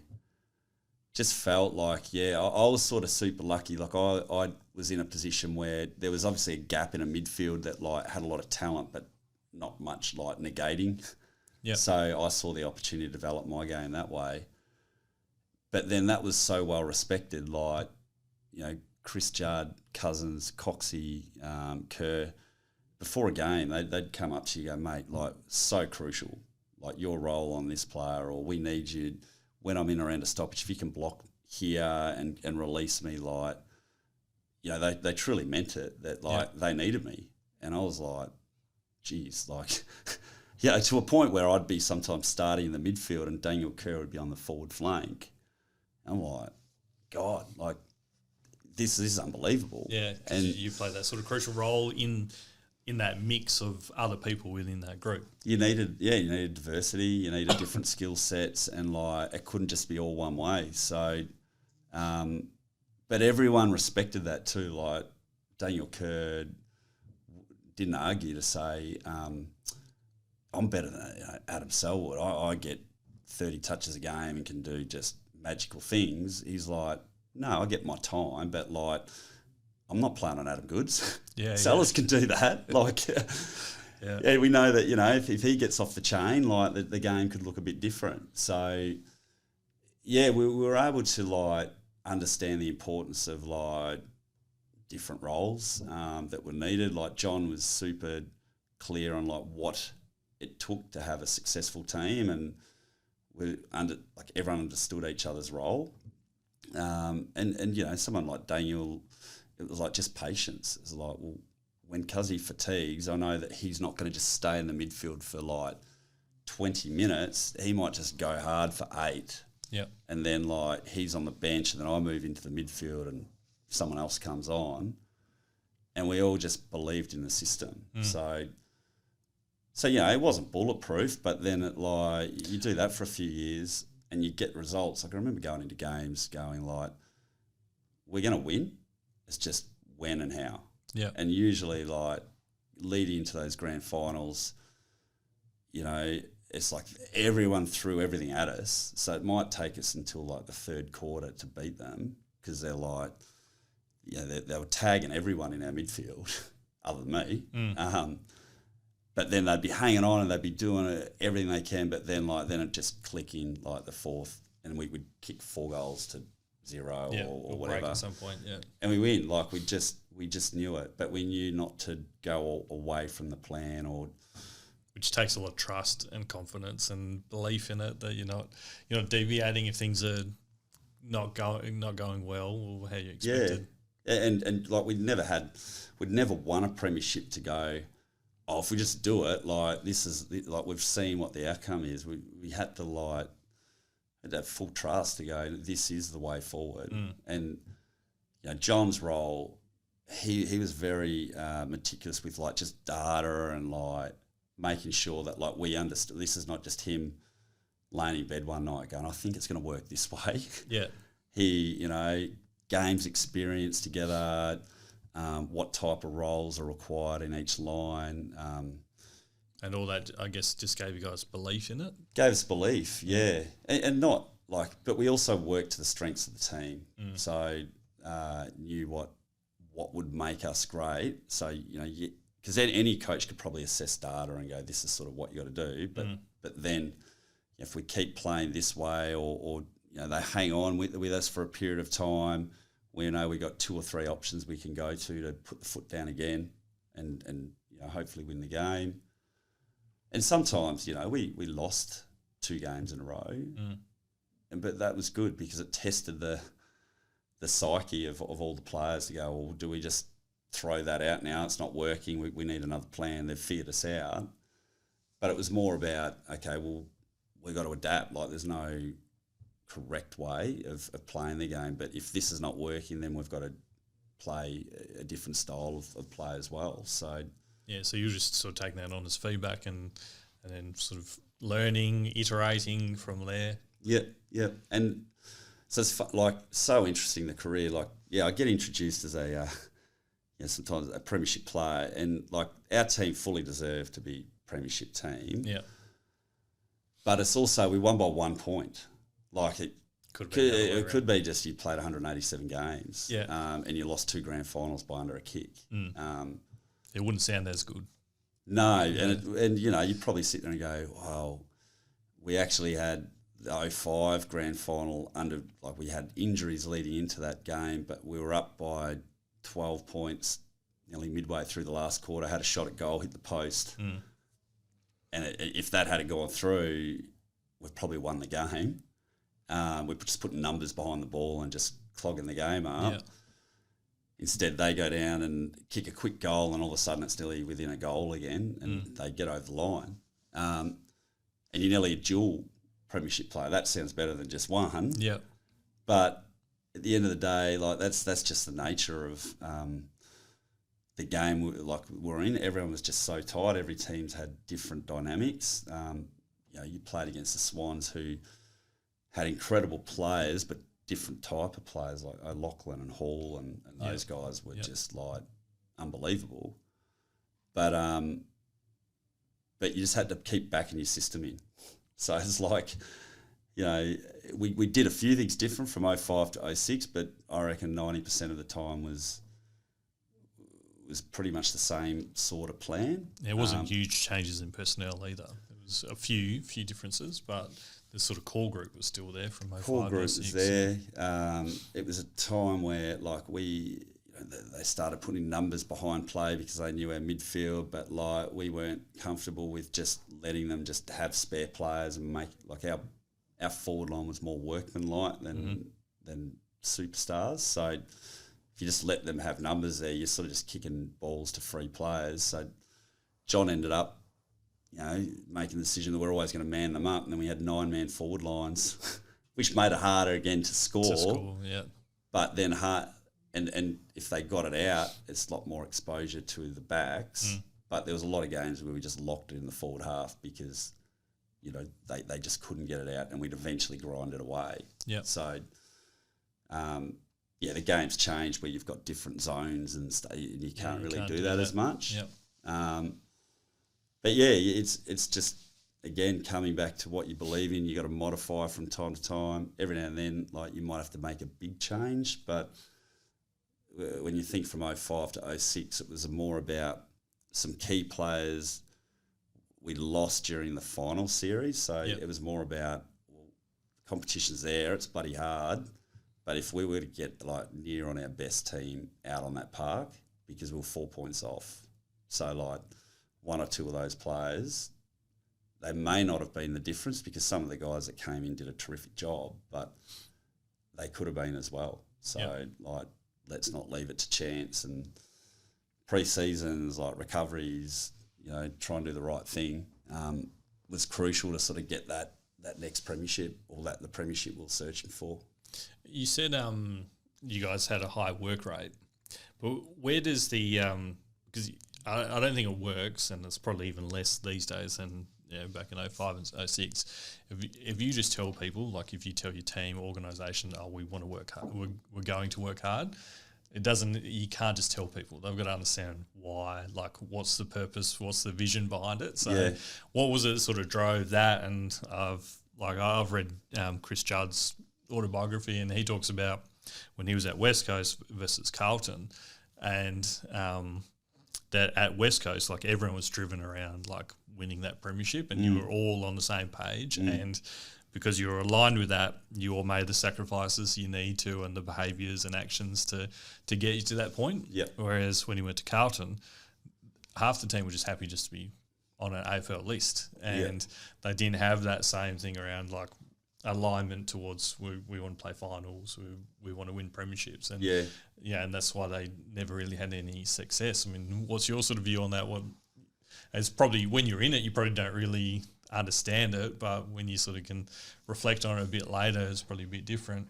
Yeah, I think we were lucky. We had stability of leadership, of coaching, and Woosha was clear on his expectations as to like why we needed to be fitter and stronger than everyone. Like, we played on a big ground as well in Subi, so you sort of sit there and you're like, well, if we have to travel so much and be in different like environments over east, it's harder for us to play in. Then like, let's make our home ground a fortress. So you've got your fans, but if we have a big ground and we can run all day, like, clubs are coming over going, geez, like, this is let's just go and play and like not lose by too much and just go home and deal with the next week. So it was probably a bit of the work rate and fitness levels grew from like making sure we capitalised on what presented for us with the home ground. But I look back now and probably reflecting, it's like, well, when I walked in and you could see the top guys or leaders like working so hard, I just was like, well, I better do that too. Yeah, so it's more led by their behaviours and actions rather than people telling you what to do. Yeah, I think so. And like Juddy, if you use that example, Carlton, they might have had a few leaders there that were their best players, but I wouldn't have thought they're the hardest workers. So when you look at an environment like that, so that's the standards that they were setting versus it's probably not just work rate; it's just professionalism. So because work rate, like if you talk about work, if you just keep pushing your body to the limits, you're going to break down with injury. Yeah. So and some people, like I was one, I had OP in osteitis pubis in 2004, where I'd just overcooked, like tried to get too much out of my body too soon while it was growing. And then I missed the second half of 2004 through surgery and getting back on the park. But you learn from that to go, okay, it's not just about always just pushing yourself to the limit, because I'll just forever be in the rehab group. Yeah. But it's about making sure your recoveries are on point, that you're sleeping well. When you're going to do your food shop for the week, what's in your basket. Just being well-rounded to go, okay, now like I've done all the work pretty much to play well. Like you can never guarantee a good game of footy, because there's just so many things that go that way or just have to be taken into account. But then I always thought, well, if I'm never going to make AFL, if I don't succeed in having a long career, I just don't want to get to the end and have regret that I didn't do what was in my control to give myself the best chance. Yeah. So that was your sort of internal motivation. Yeah. But like, and some of the guys who came through with me, Matt Rosa, Brent Staker, Jamie Graham, Ash Hansen, like, they were sort of cut from the same cloth too. They were good players. They had good careers, but they weren't the first round draft pick either. So you get enough of that happening all at once. Yes, if I was a senior player at that time, I'm like, oh, good. Like, they're finding their own mentor or player to work off. They're thinking more about just getting on the down at McGillivray running 400s and trying to beat someone else. They're like getting in the car and they're going to City Beach and doing a proper recovery. Yeah. I see them at lunch eating the right stuff. They're not just putting down Hungry Jacks or drinking Coke. Yeah, yeah. They're doing the right thing. So they're the things I looked at too as I got older. You know, you can't sit there and just be the policeman just trying to like say you're not doing this or that. But when you see the young guys coming through that are doing all the right things, like you just hope, well, you sort of barrack for them to get some good luck in footy. Yep. They're all different in talent levels, but you know that when they play, you got full trust that they've done everything they can to play well. So like business, when you see all that happening, you're like, well, I want to give this person an opportunity because like it means something to them, and I think, you know, they do it with purpose.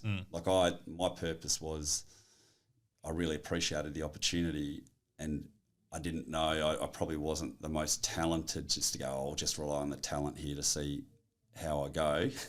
I'm like, I just want to give myself every opportunity to see how far I can go. And I probably exceeded what I thought. Like when I went in, I'm like, I don't think I'm getting an 11-year career and a premiership. Yep. But then once you build up that momentum, like if you had have asked me 4 years into my career that you're going to play 11 years, I'm like, yeah. He's like, yeah, I can do it. Like, yeah, I've seen it and I'm in it and I'm in the thick of it now. Like, if it's any less, I'd be disappointed. Yep. And those sort of things, were they sort of, you know, measured, valued, like explicit within the club in terms of, because it sounds like you probably measured like success and how you guys were progressing based on like, are you demonstrating those behaviours rather than like, did you win or lose? Yeah. Is that kind of, is that sort of how it was within the team, that you were more on, okay, if we do these if we, you know, execute on these values or behaviours, then we'll get to success rather than did we win or lose on the weekend? Yeah, well, we learnt a lot through that, and that the values and behaviours, they even needed to be like continue to be refined and worked on and discussed so everyone knew what it meant. And you know, I'll give an example of one of them was around work rate and that we want to be a hard running team. And so there's heaps of metrics like in footy to decide if you're hard running or not. You know, you can put a GPS on your back and be tracked for 2 hours, and you know, a player could run 16 kilometres and come off the field and go, I was a hard running player. But like if you were running to the wrong spots or you only wanted to run to go get a kick and you didn't man up, like that makes no sense at all. Yeah, you're not delivering any value on the back of that. And then like if you're Quinton Lynch, who was a good runner, but like, you know, there wasn't the capacity for him to like run up and back all day, and you know, we could be playing a team where the ball's stuck in our back line. How does he assess his game? And so it was actually like, rather than just say, you know, work rate, hard running team is one that we assess. It's like, well, what does that look like for your position or the so moments some extra you're context around it. Yeah. Or in like, you know, running through pre-season wasn't necessarily like you get to the McGilvray and there's the session on the whiteboard. Like it's broken up into, it might be forwards, mids, backs, and they're different running sessions because like the game presented different needs for them as runners. So they're the things to make sure, like, you know, in any business that like it's not a trademark and it's just like the words and it's like, okay, see it, just do it. There might be just ongoing, you know, connection points to go, is this still relevant? Has anyone got questions what that might look like for them? Do we need to flesh this out a little bit, or workshop this part a little bit more different? Because, people can get confused, or in our team, like you've got 44 players from ages 32 to 18. They see it all differently. Yep. And some are disgruntled, some are high on confidence, some are low on confidence. Some just do it and they don't really care about that stuff. Like they just like, I just do it. Like you don't have to tell me in words what it is, but it's like, but we do need to do it because like for a broader group, we need to always come back to something.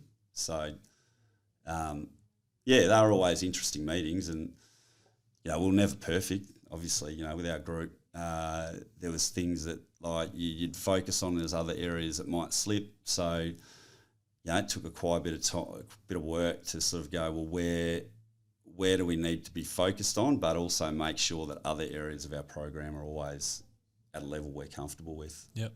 So, when you went through that period where you were successful, and then shortly afterwards, there were some issues off field. You lost some players, and then it was 2010 when you ended up on the bottom of the ladder. What was the difference between when you were successful and when you were bottom? Was there a difference in your values, behaviours? Was it purely just talent? Like, maybe just talk us through, what was the contrast between those two periods, and then how did you bring yourselves out of it? Because, and I think it's probably one of the really good stories in footy is that you went from the bottom to the next year in 2011, you finished top 4, made a prelim, and then that really set you up for that sort of next era of success when they were back in the grand final in 2015 and then won the grand final in 2018. Yeah. Oh, look, it's something that I speak pretty honestly about because it's such, again, another great learning experience when I was like 22 years of age. And so we got into the club and we talk about what it took to get to the grand finals. And it was work rate, it was connection on field, it was a lot of trust and like building strong habits. But also when you talk about a team, like I refer to it as like we were flying in the air and like we were getting results and we were winning and we were in big games, but there was a bit of turbulence that you'd go through. And at times you sort of go, oh, what was that? And maybe we just didn't reflect as a group deep enough to go, what happened then? We just kept going because we're like, we're fine, we're still winning. The results are sort of masking it. Yeah, we're still winning. So, and as a young leader, I said it to a few of my mates at the time. I said that like something, it's just not fully right. And so when you look at the examples, obviously there was some issues off field with certain players in the team that were getting highlighted, and they were becoming a pattern. They weren't just one-off events where someone made a poor decision. It was some issues that someone might have been out during the week, but then like it wasn't just being out. Like something happened, and you roll up to the club, and there's reporters at the club, and you're sort of turning on the radio in your car to sort of go, who's in trouble? What have they done? Because I'm about to step out of my car and like get asked about it. And that happened a little bit, and if we had our time again, like there's stuff I probably would have done differently in terms of speaking up, but I'm sure there was people at the club going, we needed to pull or address that earlier, because it wasn't just about the wins and making grand finals and hopefully winning them. It was about like sustained success. And so, we won one, we made 2 grand finals, but I think we should have at least won 2, and we probably should have made another 1 or 2 grand finals with the squad we actually had and the shape that it was in. But ultimately from 2007, like we were playing really good footy that year, but then started to stumble in the finals. Like Juddy had OP, Curry went down with a hamstring or a hand issue. Yeah, Cuzzy went down with a hamstring. But Cuzzy that year was at rehab for a period. We'd sort of started moving on a couple of players that probably like had run out of chances or way too many chances. Yep. So after 2007, Juddy decided that he was heading back to Victoria, and it's sort of like it all dismantled pretty quick, that especially the top end talent side.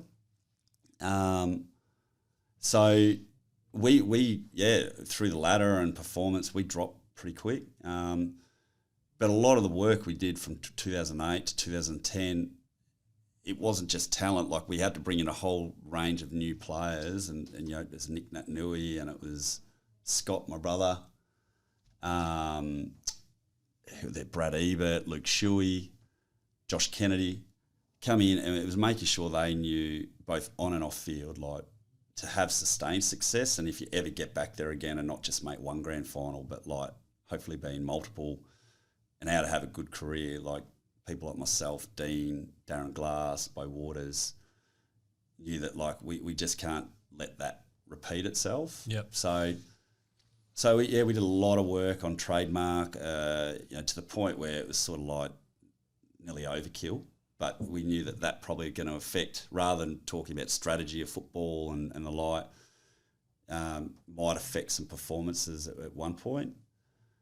But then, John was fully on board with it, and also knew that, like, on the other side, if we get all that right and we connect as a team together, both on and off field, and we have the standards that we're proud of, it will bounce pretty quick. And we're sort of like, well, we hope so, because like we're pretty low here. It was a terrible time to be at the bottom as well, because Gold Coast were coming in the next year. They had all the draft picks. Yeah. Well, so 2010 we finished bottom, and unfortunately we moved back to pick 4 and pick down to Gaff. So we got a 280 gamer, but like that wasn't ideal. Your first wooden spoon, and you're like, we don't get the first draft pick. Yep. So.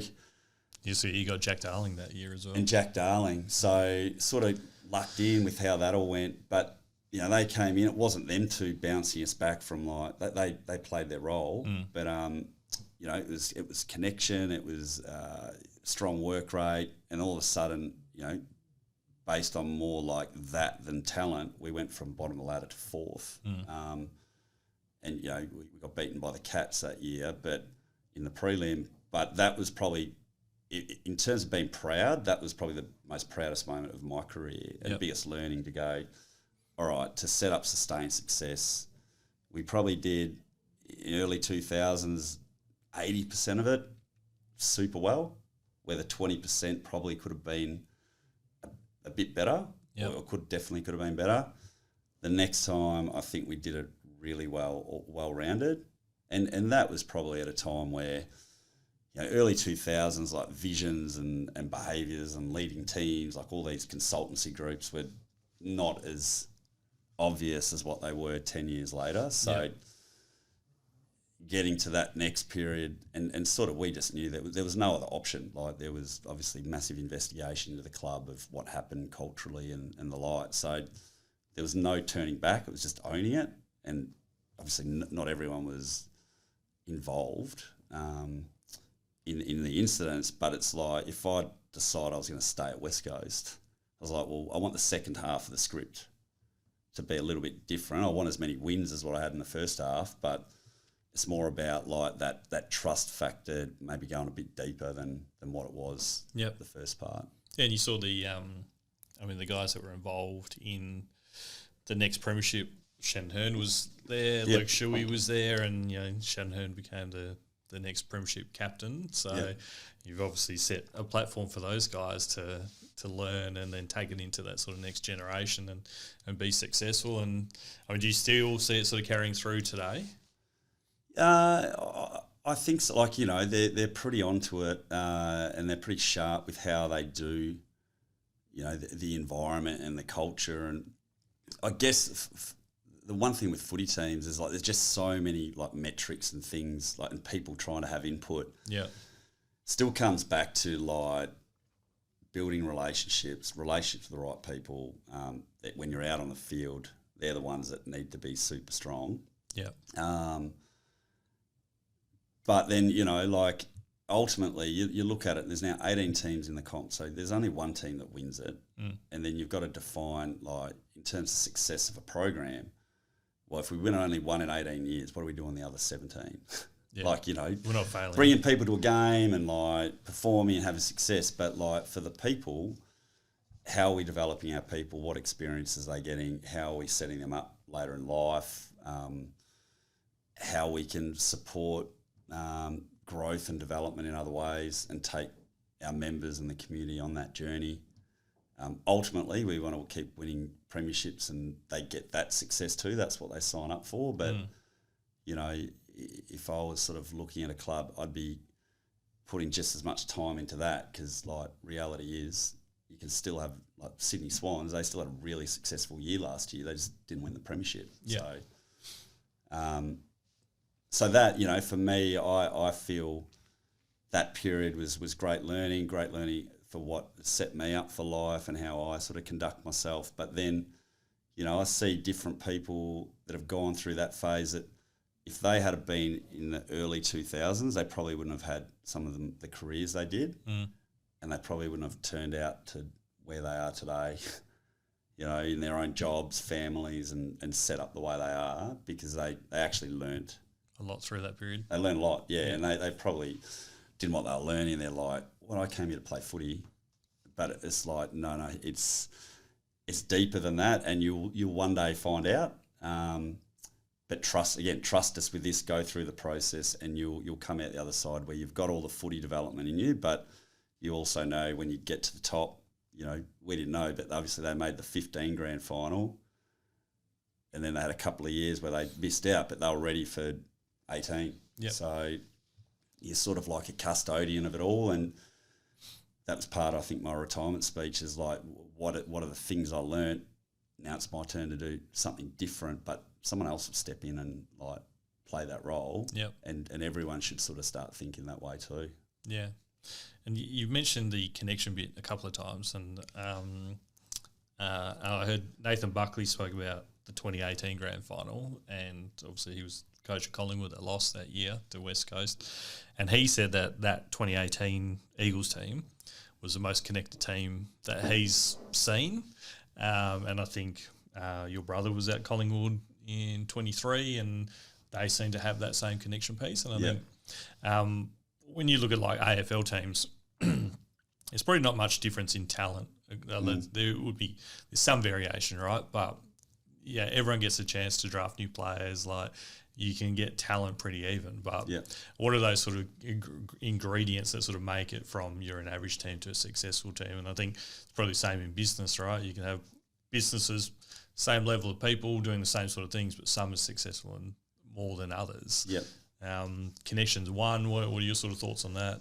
Yeah, I mean, I totally agree. Like you walk into an AFL club now and you'll get fit and you'll get strong because you've got like highly qualified staff and facilities that are just out of this world to make that happen. And the biggest marginal gain in football or just gain is your mind. And the beauty of connection, like it doesn't have to be like a heap of information, understand what that looks like. I remember the Eagles had friends, family, flags. Yep.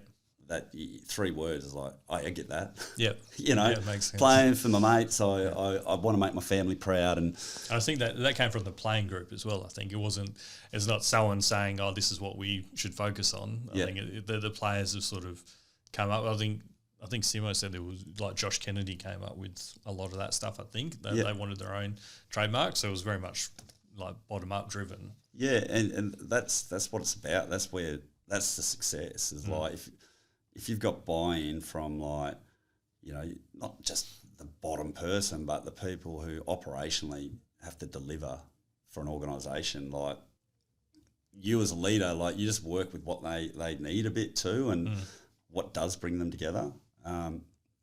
You know, I remember I was working for the organisation, like for West Coast at that time. I was out of footy department doing different stuff. But when I heard that's the connection piece, I'm like, I'm in. Yeah. You know, like I wish I had that when I played because that's super easy. And like when in the heat of the moment and you're running your 13th kilometre and you're getting smacked off the ball behind the play by someone and like, what am I doing this for? And you got 3 words that just brings you back to the purpose. Like, I'm in. Like, I'll keep going. So I think that having something there where, you know, it stands up in the test of time or, you know, when someone's out on a Saturday night and they could make a decision that, like, could impact them, which could impact the team, that could, you know, impact the whole organisation. They're like, nah, mates, family, nah. I'm going home. Or well, I think that was perfect for the like the context of that team as well because they had a lot of like young kids amongst the playing group. So that sort of family component really sort of brought into it. So I think they found the right thing at the time for that group, and then they got that sort of buy-in around it. Yeah. And, you know, Richmond too, like they were highly successful, and Shane McCurry, I think their leadership coach, he did a great job with keeping everything really connected but simple as well. So, you know, you have people from all different parts of Australia, all different walks of life, different ages, come in, and like they've got to be connected pretty quick together because, again, 17 other clubs are like super fit. So it's like, and there's pretty good strategy. Like you could walk into any football club, even the ones that were on the bottom of the ladder, and go, what's your game plan? It's like, oh yeah, that's pretty good. Like that adds up. Yeah. I mean, there's not too many things you can actually do, right? Like it's, you know, you can have some differences in strategy and game style, but at the end of the day, it's all pretty similar. So there's those things that actually do make a difference. Yeah, and you know, strategically, like it's great. Sometimes some squads are younger than others, so they don't have the skill yet to execute game plans for 120 minutes. But largely, it's like it's in the mind. It's connection piece, but also, you know, relationship building. So understanding what every player needs. And probably for me as a leader, in my first 3 or 4 years, I thought everyone just thought the same way I did. Yeah.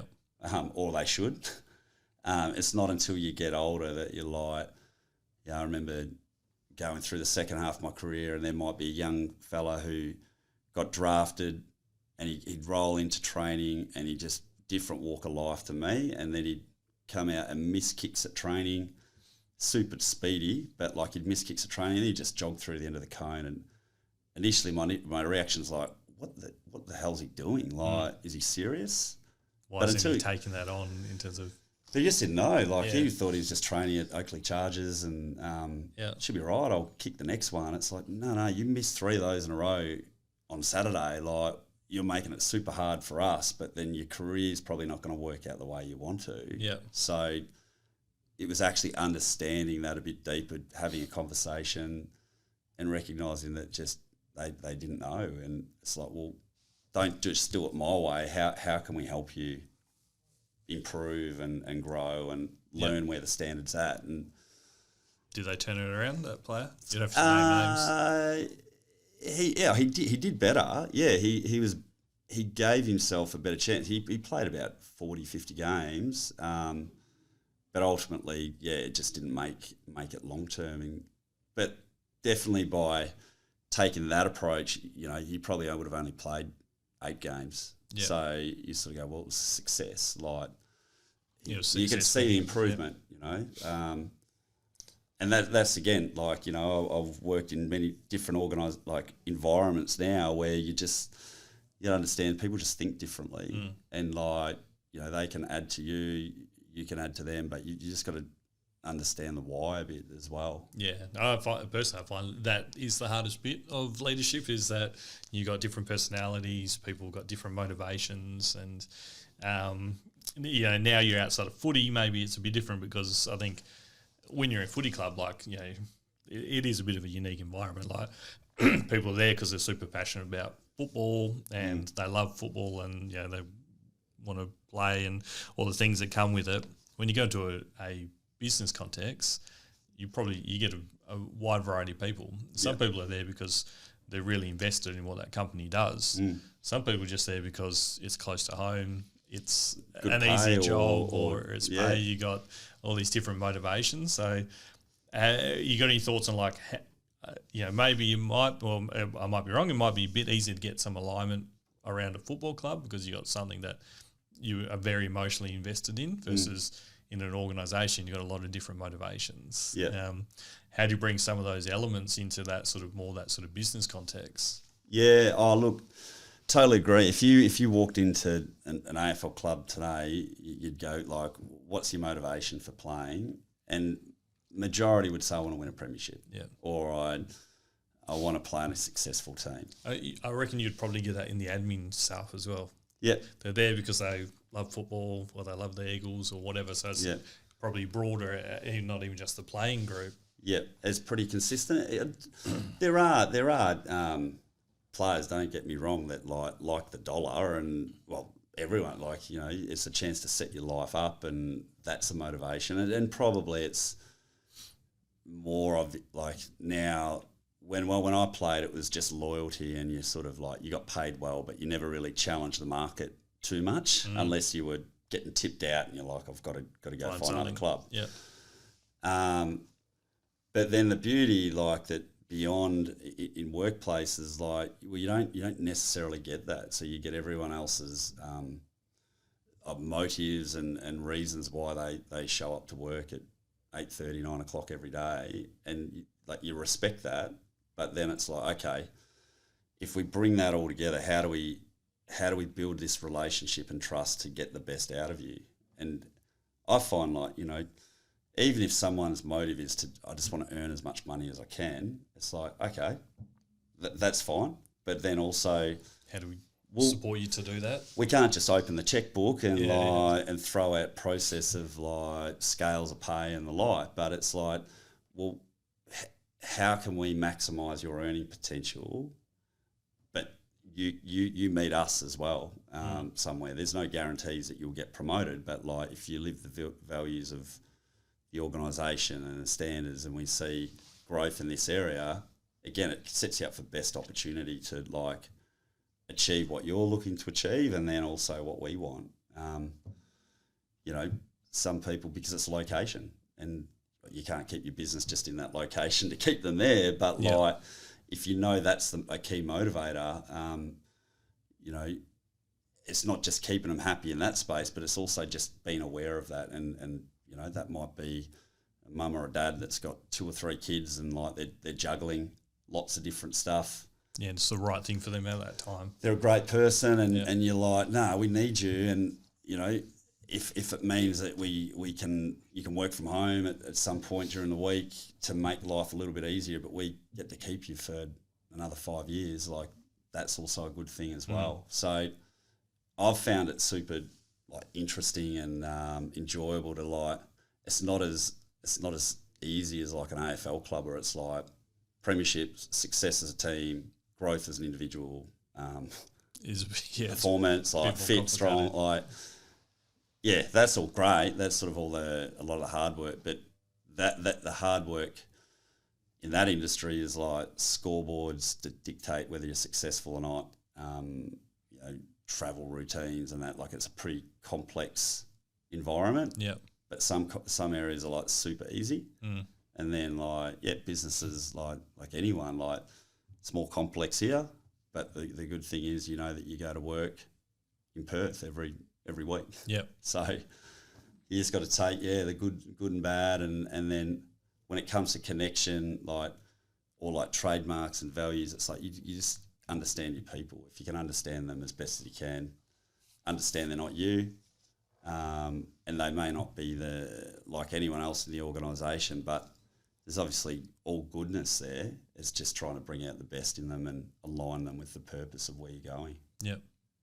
It's definitely the key, right? Like if you nail that, then you've got a good chance of having a successful organisation and something that people want to be part of, that they want to show up to work every day. Yeah, and turnover's good too. Like, you know, it's sometimes that person who might be motivated to earn X amount of dollars and it's just not possible, but they've been able to contribute the right way, and then they get the job that they're looking for. Like, you got to be able to see that as a success as well. Yeah.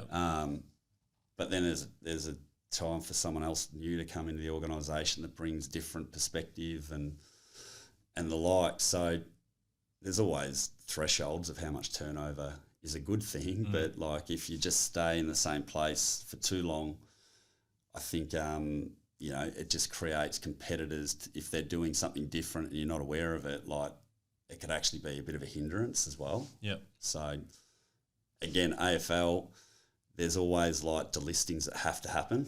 So it's super easy. It's just how many. Yeah. And as a playing group, you're like, you know, that was a motivator. It's like, I've got to play well because like I don't want to finish up, and the cuts are made in October. Well, it's one of those things like, if someone has a bad performance in a workplace, you can't just drop them for a week and you say, oh, you're going to the reserves. Yeah. You can't give them, you're a bit limited in those sort of things, whereas AFL clubs, you can get some very immediate feedback around where you sit, how you're performing, but they're just different challenges, right? Yeah, and a lot of AFL players, when I speak with them, that's a bit of a constant challenge for them. Is like you're just so used to like people wanting to perform, like because either it's an individual drive or it's a team drive. Yeah. So you mean when they've sort of exited football and they're in a workplace, and then there might be someone in their workplace that's just doing just enough, and like it's like they're sort of allowed to do that, like. Yeah. But your head's, because you're sort of institutionalised quite a bit. Like it's very rare that you just have someone on an AFL list just doing enough. Yep. And if they are just doing just enough, they get that feedback pretty quick. Yeah. And it's just different. So you sort of, I've always said to ex-players, it's not as if you have to lower your standard, but you just got to be more aware that like they're the environments and sort of work with it to be able to like adjust and see if you can get a little bit more out of their performance. But like we've been in a highly unique environment so early in life that, it's just maybe not realistic too. Like some organisations do it or they're striving for it, but what we were injected into at 18 years of age, I know my mates were at uni, drinking, like having a good time. It wasn't until sort of late 20s, 30s, they're like, oh, better, strap the pants in and like get serious here. Yep. But then I'm technically retiring sort of at that age. So you sort of like, the worlds are just a bit different, and you sort of just find common ground after a while. But that first couple of years out, you sort of like, it's a bit eye-opening. For players, like they're trying to work their way into transitioning out of football and figuring out what they're going to be doing. But the first thing that most players come, they're like, oh, it's not the same as what's in an AFL team. Yeah. But then also, on that, I've seen some incredible high performers outside of AFL that like are either driven or talented or like versatile. I'm like, oh yeah, like you're that type of player that was at the West Coast that like Matt Prittis, like did everything, like took his time, like getting to the AFL, but was ready, knew your craft, and you're probably going to win a Brownlow in your career, whatever you've got. So it's just they're interesting things as you work through in life, just sort of connecting the dots with like who people are and what it looks like in a previous life for you as well. Yeah. It sounds like, there's a lot of things that you've learned, and you learn them at an accelerated pace and in a high pressure environment when you're in a AFL club. And, so just to sort of round things off and finish things up, like you sort of gone out of playing football, you went into coaching, you then went into setting up the AFLW program for the Eagles, and now you're in sort of private enterprise in the school environment and working with programs within sort of education. So what are those sort of the key lessons you've taken into those different roles, and what are some of those things that you've learnt, and what does it look like in the future for you? Yeah. Oh, look, it's been a great sort of journey for me, and I've really enjoyed working with different teams. So whether that be pre-premiership, post-premiership, beyond, like even in a coaching group and other environments, because each group has different personalities. And I think the biggest blessing that I've had in my career was leading the women's program at West Coast, and understanding like they're footballers, but their journeys and needs are different, but also they've got different perspective on things. So as I sort of work now, in different environments and even education now, it's like the most important thing is like getting to know your people. and understanding like why they're there, and then also making sure that like there's clear vision as a collective is what we're trying to achieve. But it's not just something like I've been in some environments at times where it's like, oh, this is what we're trying to do. Just, you know, put that up in your office and we don't it talk says about here it on the wall. So culture needs to be like nurtured every day. Yep. It like, even when you're at your best, you've got to keep looking out like what are we doing? Why are we successful? But what are some things we could potentially be aware of? Premiership era. Because like the tide will turn at some point, but we want to make sure that if you always protect that and have a relatively strong culture, like the execution of your business or your team will get there. Even if it's not happening right now where you want it to be, it will continually improve. And I think, you know, leading, 30 female players, like I grew up with 3 brothers, male-dominated industry, and then like it completely flipped the other side. And it taught me more like just about, you know, different needs or ideas and thoughts. I always said, like, if I ever went into a meeting with the men's or the women's, like, the women would be prepared and planned and, like, give really good insights. Where you have a meeting with the players, they're like, oh, yeah, whatever, like, you just let me know. Yeah. Pretty generalised, but the comment, but, like, it was quite common. I see it with my kids' football teams, and my daughter is in year 9, plays AFL, and that team, it's mainly two main schools, super connected, and they're like the social stuff, and they will have fun, and then but as soon as it's like playing the game, they're like competing, they're like super, you know, they're competitive, they contest, they work hard, and what you said before, like when we take them at training, we don't have to train any of those things around culture and connection. Like we can just train them on football, and they can take it on. And then I look at my boys' team, and they're a little bit younger, but most of my time is just like trying to get them to work as a team, trying to like, because they go very insular and they're very much about themselves and about their own performance, whereas the girls are a bit more around the group. And you see that sort of contrast. And it's like, and it was after you said it when we had that lunch a while back. It was sort of like I could see that difference in that all my energy was in with the boys, like just trying to get them to play as a team, just like buy into the team values and all that sort of thing. Yeah. And it's very, very different experience. Yeah. Oh, it is. And, you know, the beauty of like when you now like, you know, working in education sector and you get like both like working together, it's great for people to like see and learn off each other every day. But also I've learned, like, whether it be football, education, I did some like leadership work in mining. Yeah, it's like, it's if you get the fundamentals right, like that's high performance. If you can do the obvious, the needed areas of your industry really well and consistently, and everyone like strives for that, all the icing on the cake stuff, like, you know, the motivation, the talent, the culture sort of brings all that out. But it's sort of, you know, that team that's 18th on the ladder in the AFL, usually you got young guys that like fundamentally just aren't set up just right yet. Yeah.